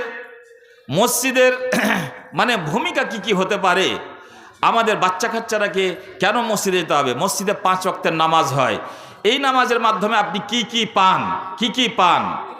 এক নামাজ পড়ার পরে আর এক নামাজের মধ্যবর্তী অবস্থাতে আপনি আল্লাহর ধ্যান ধারণা থেকে বিচ্ছিন্ন হয়ে যাচ্ছেন। জোহরের সময়তে 12টার সময়তে নামাজ একবার পড়েছেন, আসর পর্যন্ত আপনি বিভিন্ন কাজে ব্যস্ত হয়ে গিয়ে আল্লাহর ধ্যান ছাড়া হয়ে যাচ্ছেন। আবার মুয়াজ্জিন আজান দিল, আবার আপনি মসজিদে ছুটে যাবেন, আবার আপনার স্মরণটা তাজা হয়ে যাবে, আমি আল্লাহর বান্দা, আল্লাহর অসংখ্য নিয়ামতকে ভোগ করছি, তার শুকরিয়া আদায় করছি এবং তার ইবাদত বান্দিগি করে মনের ভিতরে একটা প্রশান্তি ফিরিয়ে পেলেন। আবার সংসারের কাজে ব্যস্ত হয়ে গেলেন। আবার মাগরিবের সময় মুয়াজ্জিন আল্লাহু আকবার বলে আওয়াজ দিলে আজান দিচ্ছে, আবার আপনি আল্লাহর দরবারে উপস্থিত হয়ে গেলেন। মানে আল্লাহ আপনাকে নিজের থেকে দূরে করতে চাইছেন না এবং আপনিও আল্লাহর থেকে দূরে সরতে চাইছেন না, বারবার আল্লাহর সাথে সম্পৃক্ত হয়ে থাকছেন। এত বড় উপকার আপনার জীবনের আপনি মসজিদের মাধ্যমে বারবার ফিরিয়ে পাচ্ছেন। এবং এই মসজিদে নামাজ পড়তে গিয়ে আরেকটা জিনিস আপনি বারবার শিখছেন, সেটা হচ্ছে মানে একতাবদ্ধ হওয়া। এই পাড়ার লোক, ওই পাড়ার লোক, ওই বাড়ির লোক, এই বাড়ির লোক সবাই এসে এক জায়গায় জমা হয়েছে, একতার পরিবেশ তৈরি হয়েছে, এক অপরের মানে হাল সমাচার জিজ্ঞেস করাকরি হচ্ছে, কে সুস্থ কে অসুস্থ সেটা জানা হচ্ছে। তারপরে একজন ইমাম সাহেবকে আগে বাড়িয়ে দেওয়া হচ্ছে এবং তার পিছনে সারিবদ্ধ হয়ে আমরা বারবার ট্রেনিং নিচ্ছি। আমাদের একটা ইমাম, আমরা তার পিছনে তার আনুগত্য করছি। আমরা কত শৃঙ্খলাবদ্ধ এক সমাজ, শৃঙ্খলার শিক্ষা পাচ্ছি, একতার শিক্ষা পাচ্ছি, আদব কায়দার শিক্ষা পাচ্ছি। আমি 5 ওয়াক্ত নামাজের মধ্যে এই সব জিনিসগুলো পাচ্ছি। আমি যখন মসজিদে যাচ্ছি তখন দোয়া পড়ছি, আল্লাহুম্মা ফতাহলি আবওয়াবা রাহমাতিকা, আল্লাহ গো তুমি তোমার দরজা, রহমতের সমস্ত দরজাগুলি খুলে দাও। তার মানে মসজিদে রহমতের ভান্ডার আছে, না হলে আমি আল্লাহকে বলছি কেন, আল্লাহ গো তুমি মসজিদের রহমতের দরজা সময় খুলে দাও। তার মানে মসজিদ হচ্ছে আল্লাহর রহম নাজিল হওয়ার বিশেষ একটা জায়গা, যেখানে আপনি প্রবেশ করছেন। বারে বারে দিনে 5 বার আপনি যাচ্ছেন, আল্লাহকে একই কথা বলছেন, আল্লাহ গো তুমি আমার জন্য তোমার রহমতের দরজা সমূহকে খুলে দাও। আবার মসজিদের ভিতরে যতক্ষণ বসে আছেন ততক্ষণ বিভিন্নভাবে উপকৃত হতে আছেন। মসজিদ থেকে যখন বেরিয়ে আসেন দিনে 5 বার বলছেন, আল্লাহুম্মা ইন্নী আসআলুকা মিন ফাজলিকা, আল্লাহ গো তুমি তোমার ফজল, তুমি তোমার অনুগ্রহ, তুমি তোমার নেমত আমাকে দাও। এখানে ফাজল বা অনুগ্রহ বা নেমত বলতে বোঝাচ্ছে যে আমার জীবন জীবিকার জন্য, আমার যা সংসার চালানোর জন্য যে সমস্ত জিনিসের প্রয়োজন, আমার কাজে বরকত দাও, আমার ফসল পানিতে বরকত দাও, আমার জন্য এমন কিছু সুযোগ তৈরি করে দাও যেখান থেকে আমি হালাল উপায়ে কিছু উপার্জন করে বিয়ে বাচ্চাকে খাওয়াতে পারবো, নিজে খেতে পারবো, আবার ফিরে এসে তোমার ইবাদত বান্দেগি করতে পারবো। এটা ডেইলি 5 ওয়াক্তের নামাজের মাধ্যমে আপনি এটা করতে পারছেন। এই জন্য রাসূলুল্লাহ সাল্লাল্লাহু আলাইহি ওয়াসাল্লাম আদেশ করেছেন, মরু আওলাদাকুম বিসসালাত ওয়া হুম আবনাউ সাবঈ সিনিন, তোমার বাচ্চা যখন আস্তে আস্তে বড় হয়ে উঠেছে আর যখন 7 বছরকার হয়ে গেছে, তার আগেও তুমি আঙ্গুল ধরে ধরে তাকে মসজিদে নিয়ে যাও। তারপরে 7 বছর যখন হয়েছে তাকে আদেশ করো, এই বেটা এখন তোমাকে নামাজ পড়তে হবে, আদেশ করো। আদেশ শুরু হয়ে গেল, আদেশ করো। যখন 7 বছরের ছেলে তাকে মসজিদমুখী করো, তাকে মসজিদে নিয়ে যাও। তারপরে ওয়াজরিবুহুম আলাইহা ওয়া হুম আবনাউ 10 সিনিন, মসজিদে যাচ্ছে না, নামাজমুখী হচ্ছে না, মসজিদমুখী হচ্ছে না, তখন তোমার 10 বছরের ছেলেকে প্রয়োজন হলে আঘাত করো, তাকে 2-4 থাপ্পড় লাগাও, 2-4 মারো, 2-1 ব্যাত মারো, যেন সে মসজিদমুখী হয় এবং মসজিদে যায়। তাহলে ট্রেনিং হচ্ছে বাচ্চাটাকেও মসজিদমুখী করো। তারপরে যথারীতিভাবে সে মসজিদে গিয়ে বারবার এই শিক্ষাটা লাভ করছে। তারপরে 7 দিনের মাথায় এটা জুমার দিন আছে। আপনি কল্পনা করুন তো, যদি কোনো সমাজে মসজিদ না থাকে তাহলে 5 ওয়াক্তের নামাজটা কিভাবে হয়? মানুষ 5 বার দিনে এক অপরের সাথে সাক্ষাৎ মোলাকাত করছে। রাসূলুল্লাহ সাল্লাল্লাহু আলাইহি ওয়াসাল্লাম প্রত্যেক নামাজের পরে ফিরে বেসে যেতেন এবং মানুষের খোঁজ খবর নিতেন। যদি দেখতে পেতেন না কাউকে, আরে কি ব্যাপার, অমুক নাই কেন, অমুকের কোনো অসুবিধা হয়ে গেছে নাকি, এই যে সামাজিক একটা ভ্রাতৃত্ববোধ এবং এক অপরের সুখে দুঃখে শেয়ার করা, তার সঙ্গী হওয়া, কত উন্নত মানের মানে ব্যবস্থা, যে আজান হবে সবাই মসজিদে আসবে, সবাই সবার সাথে সাক্ষাৎ হবে এবং মানুষের এক অপরের অবস্থা, আপদ বিপদ, সুখ দুঃখ সবকিছু তারা বুঝতে পারবে। তারপরে জুমার দিন যখন হবে তখন সবাই এবং তার আশেপাশের পার্শ্ববর্তী মানুষ যারা একটু ছন্ন ছাড়া হয়ে থাকে তারাও এসে একটা মানে জুমা মসজিদে এসে সবাই একত্রিত হবে এবং জুমার নামাজ পড়বে। এটা হচ্ছে সপ্তাহের একটা ঈদ এবং এটা একটা বড় রূপ বিভিন্ন জায়গায় ছোট ছোট করে নামাজ পড়া হয়েছে। আজকে সবাই মিলে জুমার নামাজ আদায় করা হবে। আপনি কল্পনা করুন তো, যদি কোনো জায়গায় মসজিদ না থাকে, তাহলে জুমার যে বড় একটা জামাত হয়, পাকড়তলাতেই হোক, ভাদুতেই হোক, আর কোনো জায়গাতে হোক, আর কোনো জায়গাতে হোক, শত শত হাজারের সংখ্যায় একই এরকম লেবাস পোশাকে এসে মানুষ কত একসাথে নামাজ পড়ছে, সেই আনন্দ, সেই তৃপ্তি এবং সেই সভ্যতার সেই সৌন্দর্যটা, সুখ ভোগ করাটা যে আমার কপালে জুটতো যদি মসজিদে হয়। ভাই গল্পটা দূরে করেন না ভাই। তো এই জুমার সময়তে এই একতাটা, এই ভ্রাতৃত্ববোধটা আরও বৃহত্তর রূপ ধারণ করে, এবং জুমার দিনে ইমাম সাহেব বা খতিব সাহেব এসে মসজিদে যেই কথাগুলি আমাদের শেখায়, এই যে এখানকার মধ্যে কয়েকজন মানুষ মাদ্রাসায় গেছেন, কয়েকজন মানুষ আরবি বই পড়েছেন, কয়েকজন মানুষ ইসলামী কোনো বই পুস্তক পাঠ করেছেন, কিন্তু ইসলামের বহু কথা আপনি জানেন এবং শোনেন। এই বহু কথা কি করে আপনি জানছেন, কি করে জেনেছেন, কি করে শুনেছেন?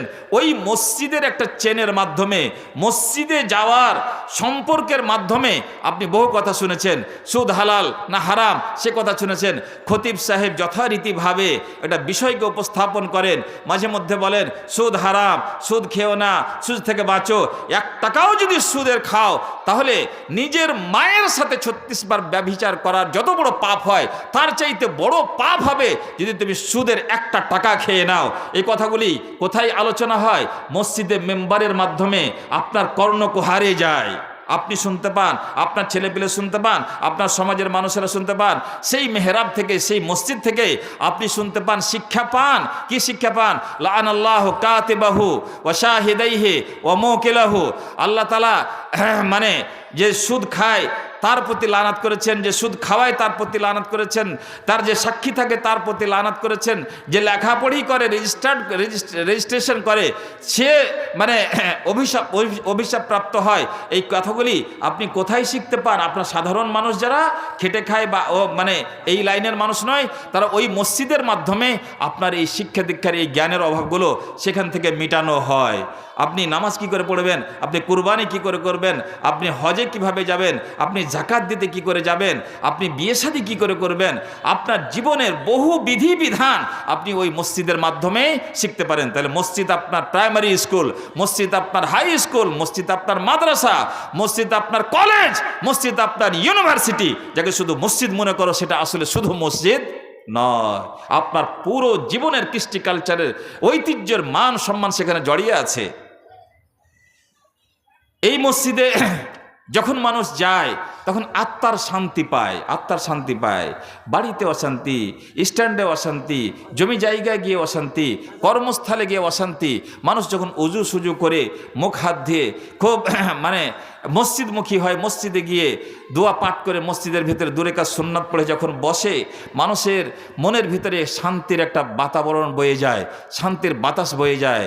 আর মনের ভেতরে, আত্মার ভেতরে যে শান্তিটা বিরাজ করে, সেটা কোনো ভাষায় প্রকাশ করা যাবে না।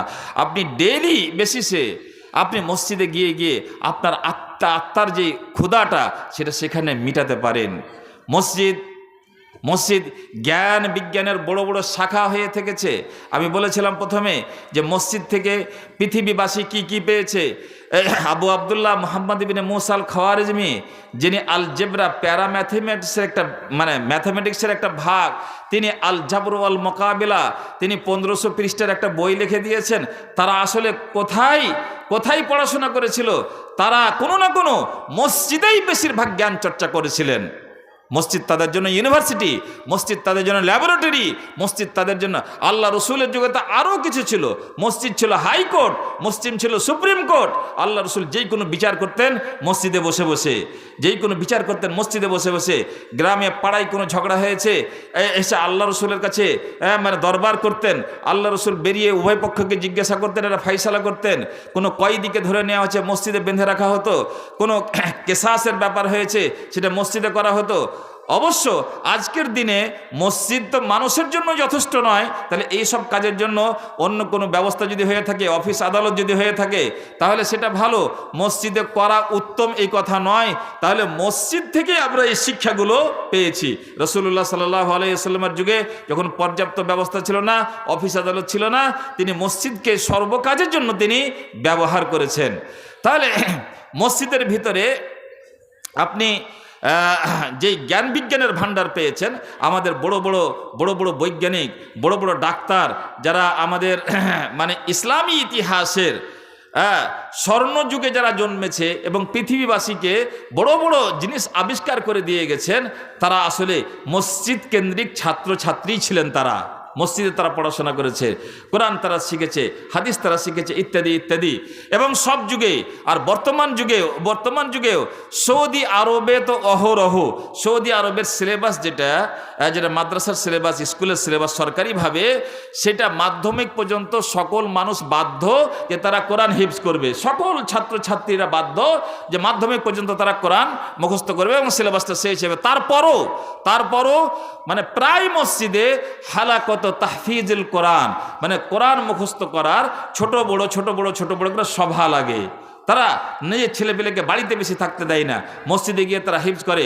এবং সৌদি আরবের 90% মানুষেরাই হয় পূর্ণ হাফিজ, না হয় আধা কোরআনের হাফিজ। আল্লাহ তাআলা তারাকে মান সম্মান এমনি দেয়নি, বালুর চরে এমনি পেট্রোল বাহির করেনি। আল্লাহ তাআলাকে তারা ভালোবেসেছে, তার বিনিময়ে আল্লাহ রাব্বুল আলামিন তারা দেখেছে। আমাদের ভারতবর্ষে কেরলে যাবেন আপনি, হায়দ্রাবাদে যাবেন আপনি, দিল্লি কানপুরে যাবেন আপনি, বানারসে যাবেন আপনি, এবং আরও বেশ কিছু শহরগুলিতে, দক্ষিণ ভারতের সে বেশ কিছু শহরগুলিতে এই ইসলামী সভ্যতাটা রক্ষা করা হয়। তাদের ছেলে মেয়েরা, তাদের সমাজের মানুষেরা মসজিদমুখী, তারা বাচ্চাকাল থেকেই তারা করে।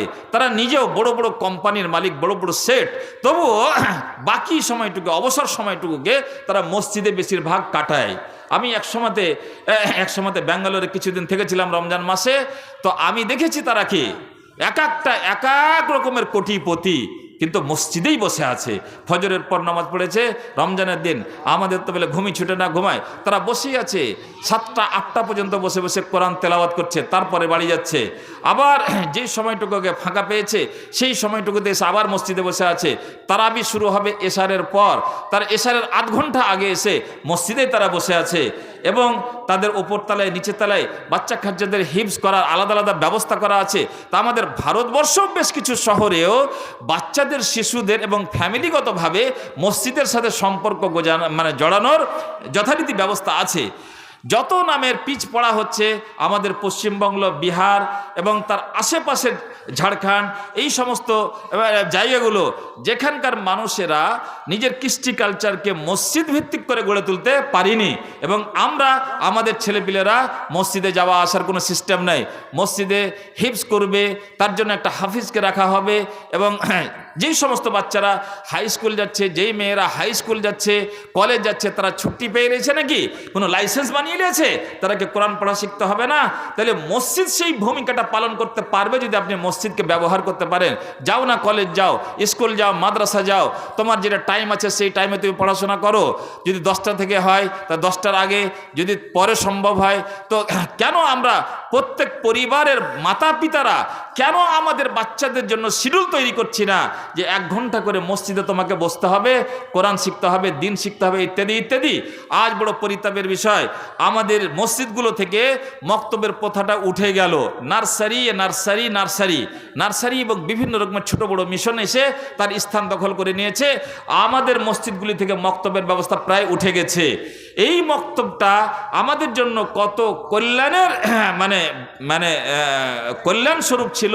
ওখানে কত যে দিনের কাজ হতো। আমাদের মহিলা কুলেরা, আমাদের নতুন প্রজন্ম যারা, তারা মসজিদ থেকে বহু কিছু শিখতে পারছিল।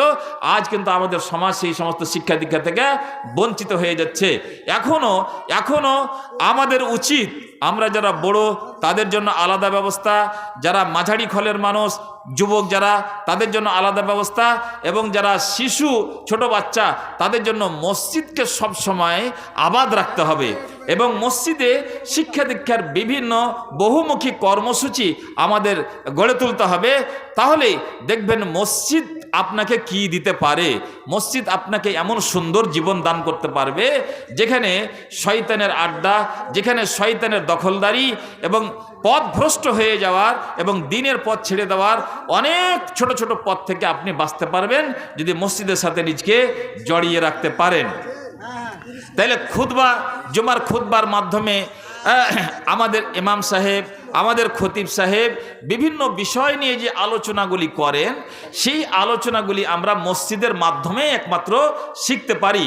এবং মসজিদকে আপনি যত কর্মসূচি দিয়ে সাজাতে পারবেন ততই আপনার এটা মাদ্রাসার কাজ করবে, এটা মানে স্কুলের কাজ করবে, এটা কলেজের কাজ করবে, এটা বহু ধরনের জিনিস করতে পারবে। তাহলে আমাদের বড় বড় সায়েন্টিস্ট এবং বৈজ্ঞানিক যেমন আহমদ ইবনে তুলুন, বিশ্বের সর্বপ্রথম ডাক্তার যিনি সিজার করেছেন, মা বোনদের যখন মানে বাচ্চা প্রসব করার অসুবিধা হয় তখন সিজার করে বের হয়। আর সিজার শব্দটা সবাই জেনে ফেলেছে এবং প্রায় প্রত্যেক বাড়িতে কেউ না কেউ অবস্থায় আছে। কিন্তু আপনি কি কোনোদিন জেনে দেখেছেন যে সিজার সর্বপ্রথম কে করেছে পৃথিবীতে? তাহলে আপনার জ্ঞাতার্থে বলি, তিনি হচ্ছেন ডক্টর আহমদ ইবনে তুলুন, যিনি সর্বপ্রথম সিজার করে মায়ের পেট থেকে বাচ্চাকে বের করেছিলেন। এবং তারপরে তিনি মানে সার্জারির লাইনের বহু বই পুস্তক লিখেছেন, যা সার্জারির জগতে মেডিকেল কলেজে এখনো মডেল বুক হিসেবে পড়া হয় এবং পড়ানো হয়। সেই আহমদ ইবনে তুলুনের মতন, ইবনুল হাইসামের মতো মানুষ, তারা বড় বড় মানে জ্ঞান বিজ্ঞানের শাখা বহু জিনিসকে আবিষ্কার করেছেন। তারা আসলে মসজিদ কেন্দ্রিক মানুষ ছিলেন, মসজিদে তারা পড়াশোনা বেশিরভাগ করেছেন। এবং তৎকালীন যুগে বিভিন্ন জায়গায় যে পণ্ডিতেরা ছিলেন তাদের কাছ থেকে যখন জ্ঞান অর্জন করার জন্য দৌড়ে দৌড়ে যেতেন তখন সবাই কিন্তু তারা বাড়িতে ডাকতেন না, সবাই প্রায় মানুষেরাই তারাকে মসজিদে বসতে বলতেন এবং মসজিদে সেই ক্লাসটা হতো এবং সেখান থেকে জ্ঞান বিজ্ঞানের আদান প্রদান ঘটত। আজকে আমরা মসজিদকে ওই কাজের জন্য ব্যবহার করছি। মসজিদ শুধু নামাজ পড়ার একটা জায়গা হিসেবে আমরা রেখে দিয়েছি এবং বাকি সম্পূর্ণরূপে আমরা আমাদের ছেলে পিলে, আমাদের মা বোন সবাই মসজিদ থেকে দূরে সরে গেছি। এই জন্যই বোধহয় আমাদের এই অবস্থা। মসজিদকে নির্মাণ যারা করবে, একটা আয়াতের মধ্যে আল্লাহ রাব্বুল আলামিন বলেছেন, ইন্নামা ইয়া'মুরু মাসাজিদাল্লাহ মান আমানা বিল্লাহ। মসজিদকে তারাই আবাদ করবে যারা আল্লাহর প্রতি ঈমান আনবে। তাহলে আসলে মসজিদ আবাদ সবারই দ্বারাই হয় না। মসজিদ আবাদ করবে তারা যারা আল্লাহর প্রতি পূর্ণ বিশ্বাস রাখে। তার উল্টা ভাগে যদি অনুবাদ করেন, যারা যারা ঈমানদার নয়, যারা মসজিদে যায় না, তারা ঈমান থেকে বঞ্চিত আছে। আপনি এই দিকে যদি অনুবাদ করেন বা এই দিকে যদি অর্থটা বুঝতে চান, মসজিদ আবাদ করে কারা? যারা ঈমান আনে, আল্লাহর প্রতি পূর্ণ ঈমান আনতে পারে। আর ওই দিক থেকে যদি আপনি কথাটাকে মিলাতে মিলাতে আসেন, যারা মসজিদে যায় না তারা ঈমান থেকে দূরে সরে থাকে, ঈমান থেকে বঞ্চিত হয়ে থাকে। মা আয়েশা রাদিয়াল্লাহু তাআলা আনহা মসজিদের ভূমিকা নিয়ে কথা বলতে বলতে বলেছেন, নে'মান নিসাও নে'মাতিন নিসাও নিসাউল আনসার। আনসারদের মহিলারা কতই ভালো মহিলা। লাম ইয়ামনাহুন্না, তারাকে তাদের লজ্জা বাধা দেয়নি মসজিদে এসে আইয়াতা ফাক্কাহানা ফিদ্দিন। তারাকে তাদের হায়া, তাদের লজ্জা বাধা দিতে পারেনি যে তারা মসজিদে এসে জ্ঞান অর্জন করবে। তার মানে রাসূলুল্লাহ সাল্লাল্লাহু আলাইহি ওয়াসাল্লামের যুগে মহিলাদেরও মসজিদে এসে জ্ঞান অর্জন করার একটা প্রথা ছিল। আজকেও আমাদের সমাজের মানুষেরা এটা ভাবা উচিত, মহিলাদের জন্য মসজিদে একটা কর্নার করা উচিত, মসজিদে মহিলাদের জন্য একটা ফ্লোরই স্পেশালভাবে তাদের জন্য করা উচিত। তারা অহরহ যেন তারাও মসজিদে আসতে পারে এবং মহিলাদের জন্য মসজিদ কেন্দ্রিক শিক্ষামূলক বহু কর্মসূচি থাকা উচিত। যারা কোনোদিন কলেজে যায়নি, যারা কোনোদিন স্কুলে যায়নি, যারা কোনোদিন মাদ্রাসায় যায়নি, যারা দারিদ্রতার কারণে লেখাপড়া করতে পারেনি, তারাকে দিনকে শিখাবে। তারা দিন কিভাবে শিখবে, তাদের জন্য একটা বড় জায়গা তার জন্য অপেক্ষা করছে, সেটা হচ্ছে মসজিদ। আমরাকে শুধু একটু মাথা নড়াতে হবে, একটু সজাগ হতে হবে, এবং মা বোনদের জন্য যদি মসজিদে সেরকম ব্যবস্থা রাখা হয়, সাপ্তাহিকভাবে হোক, দুদিন পরে হোক, একদিন পরে হোক, বা ডেলি বেসিসে হোক, তাহলে তারা মসজিদে। মা আয়েশা যেহেতু মসজিদ সংলগ্ন একটা হুজরায় থাকতেন রাসূলুল্লাহ সাল্লাল্লাহু আলাইহি ওয়াসাল্লাম, সবটি স্ত্রী মসজিদের পাশেই বিভিন্ন হুজরাতে বসবাস করতেন। এবং আয়েশা রাদিয়াল্লাহু তাআলা আনহার বেশি ভূমিকা থাকতো এই জ্ঞান গরিমা, জ্ঞান বিজ্ঞান নিয়ে আলোচনা করার। এই জন্য আশেপাশের মহিলারা মসজিদে এসে মা আয়েশাকে খোঁজ করতেন এবং নিজের সমস্যার কথা বলতেন। তখন আয়েশা রাদিয়াল্লাহু তাআলা আনহা তারাকে উত্তর দিতেন। কোনটা না জানতে রাসূলুল্লাহ সাল্লাল্লাহু আলাইহি ওয়াসাল্লামকে জিজ্ঞেস করার পরে তারা উত্তর দিতেন। তাহলে সেই যুগে মসজিদটাও জ্ঞান চর্চার মহিলাদের জন্য একটা স্থান ছিল, যেখানে সেটা করতেন। এবার মসজিদ বানাবানির যেটা ফজিলত আছে, সেটা আমি হয়তো শুনিনি কানে, কিন্তু আমার ধারণা হচ্ছে যে আমার পূর্বের যারা বক্তা তারা অবশ্যই আলোচনা করেছে মসজিদ নির্মাণ করতে গেলে লাভ কি হবে। মসজিদ নির্মাণ করতে গেলে আল্লাহ রসুল বলেছেন, যে ব্যক্তি মসজিদ নির্মাণ করবে আল্লাহ তার জন্য জান্নাতে একটা ঘর নির্মাণ করবে। কোন মসজিদ? ওই মসজিদ যে মসজিদের আমরা আলোচনা করলাম। মসজিদ হচ্ছে একটা ইসলামী সমাজের, একটা মুসলিম সমাজের চারিদিকের অলংকার। যতই মসজিদের সাথে নিজের সম্পর্ক জড়িয়ে রাখতে পারবে, সে ততই চমৎকার জীবন পাবে। একটা হাদিসের মধ্যে আছে যে আল্লাহ তাআলা কিয়ামতের দিন 7 জন মানুষকে আল্লাহ নিজের আরশের ছায়াতলে জায়গা দিবেন। যেই দিন আল্লাহর আরশ ছাড়া ছায়ার কোনো ব্যবস্থা থাকবে না, সেই দিন আল্লাহ তাআলা 7 জন ব্যক্তিকে নিজের আরশের ছায়াতলে স্থান দিবেন। তার মধ্যে আছে শাবুন নাশা ফি ইবাদাতিল্লাহ, এমন যুবক বা যুবতী যারা যৌবনকালে আল্লাহর ইবাদত স্বতঃস্ফূর্তভাবে পালন করে গেছেন। জাযাকাল্লাহ, আল্লাহুম্মা সাল্লি আলাইহি, করে গেছে যুবক যুবতীরা, তারাকে আল্লাহ রাব্বুল আলামিন আরশের ছায়াতলে জায়গা দিবেন। ওর মধ্যে আছে ওয়ারাজুলুন কলবুহু মুআল্লাকুম বিল মাসাজিদ, আর এমন একজন ব্যক্তি যার হৃদয়, যার অন্তর সবসময় মসজিদে লেগে আছে, কখন মসজিদ যাব। হ্যাঁ, সেই রকম মানুষকে আল্লাহ তাআলা এত ভালোবাসবেন যে তার কিয়ামতের দিন তার আরশের ছায়াতলে জায়গা দিবেন। তো মান বানা লিল্লাহি মসজিদান, যে কোনো মানুষ মসজিদ নির্মাণ করবে তার জন্য আল্লাহ রাব্বুল আলামিন জান্নাতে একটি ঘর নির্মাণ করবেন। এই নির্মাণটা সম্পূর্ণ হতে পারে, ছোট আকারেও হতে পারে, আংশিকভাবেও হতে পারে। মোট কথা, মসজিদ নির্মাণের কোনো কাজে আপনি যদি শরিক হন, তাহলে শরিক হওয়ার মতন করে আপনি নেকি পাবেন। আর আল্লাহ তাআলার কাছে কি বালু, রড, সিমেন্টের অভাব আছে? আল্লাহ তাআলা প্রত্যেক মানুষকে যদি এখানটা করে ঘর দেয়, তো আল্লাহর কাছে কোন জিনিসের অভাব আছে? প্রত্যেক এমন মানুষ যে মসজিদ নির্মাণ করার ব্যাপারে সহযোগিতা করেছে, দান খায়রাত করেছে, অবশ্যই সেই দানটা হালালের হতে হবে। যদি হালালের হয় আর আল্লাহর সন্তুষ্টি লাভের জন্য যদি সেই দানটা করে দিয়ে থাকে, নাম কেনার জন্য নয়, তাহলে অবশ্যই আল্লাহ রাব্বুল আলামিন তার জন্য জান্নাতে একটা ঘর নির্মাণ করবেন। বন্ধুগণ, মসজিদ বানার ফজিলত তো যতটা গুরুত্বপূর্ণ আমাদের জন্য, তার চাইতে বেশি গুরুত্বপূর্ণ ব্যাপার হচ্ছে যে মসজিদকে আমরা জীবনের একটা সঙ্গী হিসেবে যদি আমরা আজ থেকে ভাবতে শিখি, যে মসজিদ আমাদের জীবনের, আমাদের প্রাণের, আমাদের আত্মার একটা সঙ্গী।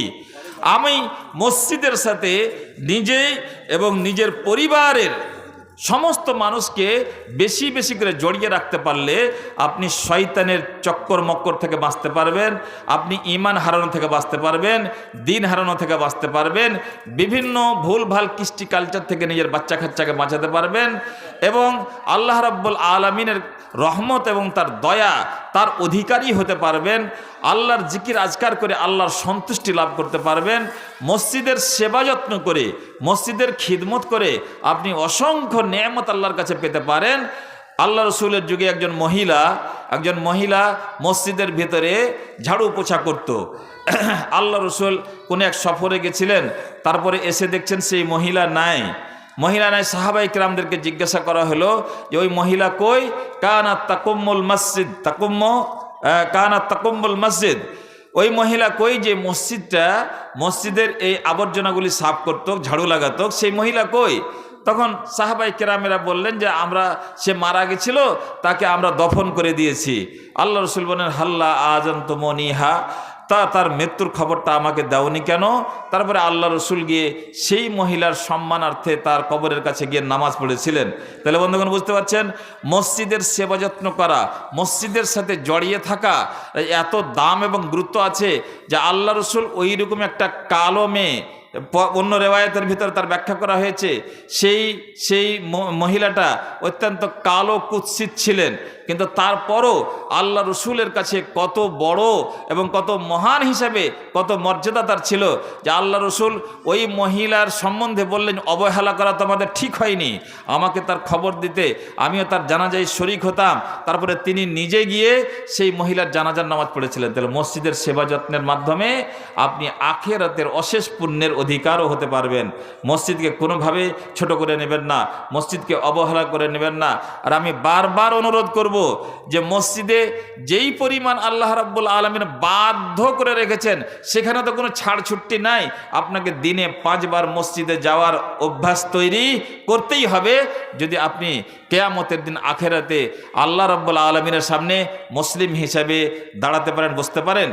এবং আপনার যত বিষয় সম্পদ আছে সেগুলো বিভিন্ন কাজে খরচ হয়ে যাচ্ছে, বিভিন্ন প্রয়োজনে খরচ হয়ে যাচ্ছে। আপনি আখিরাতের পুঁজি হিসাবে মসজিদ নির্মাণের কাজে বেশি বেশি করে অংশগ্রহণ করবেন, বেশি বেশি করে দান খায়রাত করবেন। এর জন্য আপনাকে বারবার বুঝাতে হবে কেন, আপনাকে বারবার উদ্বুদ্ধ করতে হবে কেন। মাঝে মাঝেই জালসা জলুস হয় এবং মসজিদের সম্বন্ধে আলোচনা হয়, মসজিদ নির্মাণের ব্যাপার নিয়ে আলোচনা হয়। তাহলে আমরা যারা এখন পর্যন্ত অনেক কিছু দান করে ফেলেছি, আল্লাহ তাআলা তাদের দান যদি হালাল হয় আল্লাহ তাআলা যেন সেগুলো গ্রহণ করেন এবং তার উত্তম বদলা দান করেন। আর আমরা এখনো যদি কিছু না দিয়ে থাকি তাহলে আমরা সবাই যেন কম বেশি করে মসজিদ নির্মাণের কাজে অংশগ্রহণ করি। বন্ধুগণ, মসজিদ কেন্দ্রিক জীবন যদি আমরা গড়তে পারি তাহলে আমাদের ব্যক্তিগত জীবনে শান্তি থাকবে, আমাদের পারিবারিক জীবনে শান্তি থাকবে, আমাদের সামাজিক জীবনে শান্তি থাকবে, আমাদের রাজনৈতিক জীবনে শান্তি থাকবে। আর আমরা ব্যক্তি হিসেবে নিজকে মসজিদ থেকে যখন আলাদা করে দিচ্ছি, পরিবার হিসেবে যখন নিজকে আলাদা করে দিচ্ছি, মসজিদ থেকে সামাজিক বিষয়গুলিকে আলাদা করে দিচ্ছি, মসজিদ থেকে রাজনীতির বিষয়গুলিকে যখন আলাদা করে দিচ্ছি, তাহলে আমাদের যে দুর্দশা এবং দুরবস্থা চলছে আজ, আমরা সেই রকম দিনের পর দিন অধঃপতনের দিকে চলে যাচ্ছি। আজকে ভারতবর্ষে মসজিদকে কেন্দ্র করে যেই রকমের বিদ্বেষ ছড়ানো হচ্ছে, বাবরি মসজিদকে আগে ধূলিসাৎ করে দেওয়া হয়েছে এবং বাবরি মসজিদের তদন্ত করেও তার নিচে অন্য কোনো জাতি ধর্মের মানুষের কোনো ইবাদত গাহ ছিল সেটা প্রমাণ না করেই তাকে অন্যদের হাতে তুলে দেওয়া হয়েছে এবং সেই হিংসার ফলে তার ফলস্বরূপ এবং তার প্রভাব ভারতের বিভিন্ন দূরে পারে রাজ্যগুলিতেও পড়েছে। আর আজকে যেখানে সেখানে মসজিদকে বেআইনিভাবে রাতারাতি ধূলিসাৎ করে দেওয়া হচ্ছে, ধ্বংস করে দেওয়া হচ্ছে। তাহলে মসজিদের সাথে শত্রুতা আসলে মুসলিম মিল্লাতের সাথে শত্রুতা, মসজিদের সাথে শত্রুতা আসলে আল্লাহর সাথে শত্রুতা। তবে আমরা যদি আল্লাহকে চিনতে পারি, আল্লাহর নিকটবর্তী হতে পারি, তাহলে আমাদের মসজিদের হেফাজত করনেওয়ালা আল্লাহ আছে। এইরকম মসজিদ যদি বাবরি মসজিদের মতো মসজিদ বা আরও অন্যান্য মসজিদ যেগুলোকে বেআইনিভাবে ধূলিসাৎ করে দেওয়া হচ্ছে, তারা এইভাবে মসজিদ ভাঙতেই থাকবে আর আমরা মসজিদ গড়তেই থাকব। তারা ভাঙতেই থাকবে আর আমরা মসজিদ গড়তেই থাকব। আমরা যতদিন পৃথিবীতে বেঁচে আছি ততদিন আমরা মসজিদের জন্য জীবন দেব, প্রাণ দেব। আর যতদিন আমাদের এই মানসিকতা থাকবে যে মসজিদ বাঁচালে আমি বাঁচতে পারছি, আসলে আমাদের রাজনৈতিকভাবে যদি সেটা ভেবে দেখা যায়, আসলে মুসলমানদেরকে দুর্বল করে দেওয়ার যে রাস্তাটা খোঁজা হয়েছে সেটা কি? মসজিদ ভাঙার মাধ্যম দিয়ে। মসজিদের ওপরে চড়েছে আগে, তারপরে মুসলমানদের কলেজায় খানিকটা চড়তে পেরেছে। তাহলে মুসলমানকে দমন করার জন্য যে উপায় খুঁজে বের করা হয়েছে তার প্রথম ধাপ হচ্ছে মসজিদের উপর আক্রমণ করো। তাহলে মসজিদকে যদি আমরা বাঁচিয়ে রাখতে পারি, আর মসজিদ বাঁচানো যাবে না রাজনৈতিক ক্ষমতা দিয়ে, মসজিদ বাঁচানো যাবে না আপনি অন্য কোনো শক্তির দ্বারায়, মসজিদ একমাত্র বাঁচানো যাবে ঈমান দিয়ে এবং আন্তরিকতা দিয়ে। আপনাকে ঈমানদার হতে হবে, আমরাকে ঈমানদার হতে হবে, আমাদেরকে ইসলাম এবং ইসলামী যেই সমস্ত শিক্ষা দীক্ষা, সেই সমস্ত শিক্ষা দীক্ষার পরিবেশ সহ আমাদের জীবনটাকে মসজিদের সাথে জড়াতে হবে। তাহলে মসজিদের সৌন্দর্য বাড়বে, মসজিদের জীবন বাঁচবে, মসজিদের যেটা মানে মর্যাদা এবং মসজিদের যে গাম্ভীর্য সমাজ এবং সামাজিক জীবনে, সেই গাম্ভীর্য থেকে আমরা উপকৃত হতে পারবো। মসজিদের দিকে যখন কেউ চোখ তুলে তাকাবার সাহস করতে পারবে না, তখন আমরা নিজকে সুরক্ষিত মনে করতে পারবো যে আমাদেরও দিকে কেউ চোখ তুলে সাহস করতে পারবে না আমাদের দিকে চোখ তুলে তাকাবার। আর যদি আমরা এত দুর্বল হয়ে যাই, মসজিদের সাথে কোনো সম্পর্ক নাই, মাদ্রাসার সাথে কোনো সম্পর্ক নাই, ইবাদতের সাথে কোনো সম্পর্ক নাই, দ্বীন ইসলামের সাথে কোনো সম্পর্ক নাই, মা বোনেরা আমরাও নিজের পরিবারের সমাজগুলো একবার সমীক্ষা করে দেখি আমাদের দিন কাটছে কিভাবে, রাত কাটছে কিভাবে, আমার ছেলের কিভাবে দিন কাটছে, আমার মেয়ের কিভাবে দিন কাটছে। এই এলোপাথাড়ি ভাবে নিজকে ধ্বংস করবেন না, নিজকে ধ্বংস করবেন না। আমরা যারাই পৃথিবীতে এসেছি তাদের কাউরির বংশ আছে, কাউরির টাকা পয়সা আছে, কাউরির জোর আছে, কাউরির ক্ষমতা আছে, কাউরির বাহুবল আছে, কাউরির বংশ আছে, ইত্যাদি বিভিন্ন জনের কাছে বিভিন্ন জিনিস আছে। কিন্তু সব কিছু থাকার পর মনে রাখুন আপনি কিন্তু একদিন একাই হয়ে যাবেন, আপনি একদিন একাই হয়ে যাবেন। কেউ আপনার সাথে থাকবে না, আপনার আগেও থাকবে না, আপনার পরেও থাকবে না। সব যেখানকার জিনিস সেখানে পড়ে থাকবে। আপনাকে শূন্য হাতে পৃথিবী ছেড়ে সোজা ওই মাটির তলায় চলে যেতে হবে, কবরে চলে যেতে হবে। ওখানে কোনো জিনিস আপনার সঙ্গে যাবে না, যাবে শুধু সেটাই যেটাকে আপনি ঈমান হিসাবে লালিত পালিত করেছিলেন, আদর্শ হিসাবে ধরে রাখতে পেরেছিলেন, যার অধিকাংশটাই মসজিদের সাথে সম্পৃক্ত, যার অধিকাংশটাই মসজিদের সাথে সম্পৃক্ত। তাহলে নিজকে মসজিদ কেন্দ্রিক করুক, নিজের পরিবারকে মসজিদ কেন্দ্রিক করুন এবং নিজের সমাজের সব মানুষেরাই আমরা মসজিদের সাথে যত বেশি পারি ততটাই জানে জড়িয়ে থাকি। তাহলে আমরা ইহকালে ভালো সুখী জীবন পেতে পারবো এবং পরকালও আমরা সাফল্যের জীবন পেতে পারবো মহান আল্লাহ রাব্বুল আলামিন। তাহলে আমাদের যে সর্বশেষে যেটা আবেদন থাকবে, অনুরোধ থাকবে, সেটা হলো এখন পর্যন্ত আপনি মসজিদের জন্য যা দান খায়রাত করেছেন, শেষ লগ্নেও কি কিছু দান খায়রাত করা যাবে না? মা বোনেরা এবং যারা এখানে ভাই বন্ধুরা উপস্থিত আছেন, তারা আমাকে দেখিয়ে, সভাপতিকে দেখিয়ে দান করতে হবে সেই সব কিছু জরুরি নয়। আপনার কাছে কোনো টাকা পয়সা থাকে এবং সৎ ইচ্ছা থাকতে গেলে আপনি মসজিদের যারা দায়িত্বে আছেন তাদের কাছে টাকা এখনও পৌঁছাতে পারবেন, আগামীকালকেও পৌঁছাতে পারবেন, দুদিন পরও পৌঁছাতে পারবেন। মোট কথা মসজিদ নির্মাণে যথাসাধ্যভাবে আপনি অংশগ্রহণ করার চেষ্টা করুন। আল্লাহ রাব্বুল আলামিনের কাছে দোয়া করি, আল্লাহ গো তুমি আমাদের প্রকৃত মুসলিম বানাও এবং একজন প্রকৃত মুসলিম হিসাবে তার শরীর, দেহ, মন সব কিছু মসজিদের সাথে জড়িয়ে দাও, সম্পৃক্ত করে দাও। আল্লাহ আমরা শয়নে জাগরণে সবসময়তে যেন মসজিদকে নিয়েই ভাবি এবং মসজিদের আদর্শের সাথে নিজেকে রঞ্জিত করতে পারি। আমিও যেন মসজিদে বেশি সময় কাটাতে পারি, আমার ছেলে পেলে পরিবারের লোক সবাই যেন মসজিদকে ভালোবাসতে পারি এবং মসজিদের যে আদর্শ এবং যে বরকত তুমি রেখেছ আল্লাহ, সেই সমস্ত বরকত থেকে যেন আমরা লাভবান হতে পারি। আকুলু কওলি হাযা ওয়া আস্তাগফিরুল্লাহ লি ওয়া লাকুম ওয়া লিসাইরিল মুসলিমিন ফাস্তাগফিরুহু ইন্নাহু হুয়াল গফুরুর রহিম। আসসালামু আলাইকুম ওয়া রাহমাতুল্লাহি ওয়া বারাকাতুহু।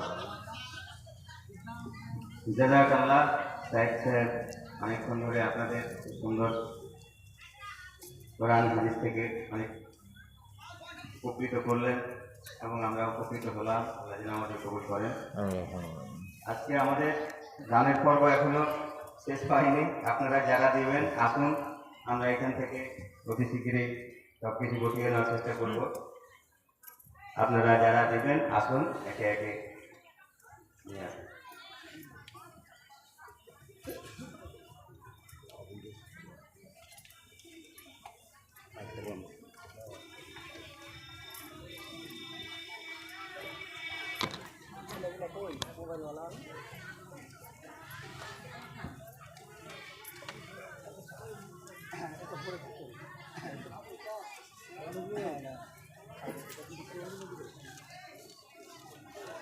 যেটা বছর সেটা করে দেবো।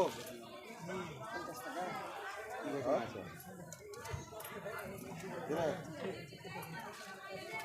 ঠিক আছে।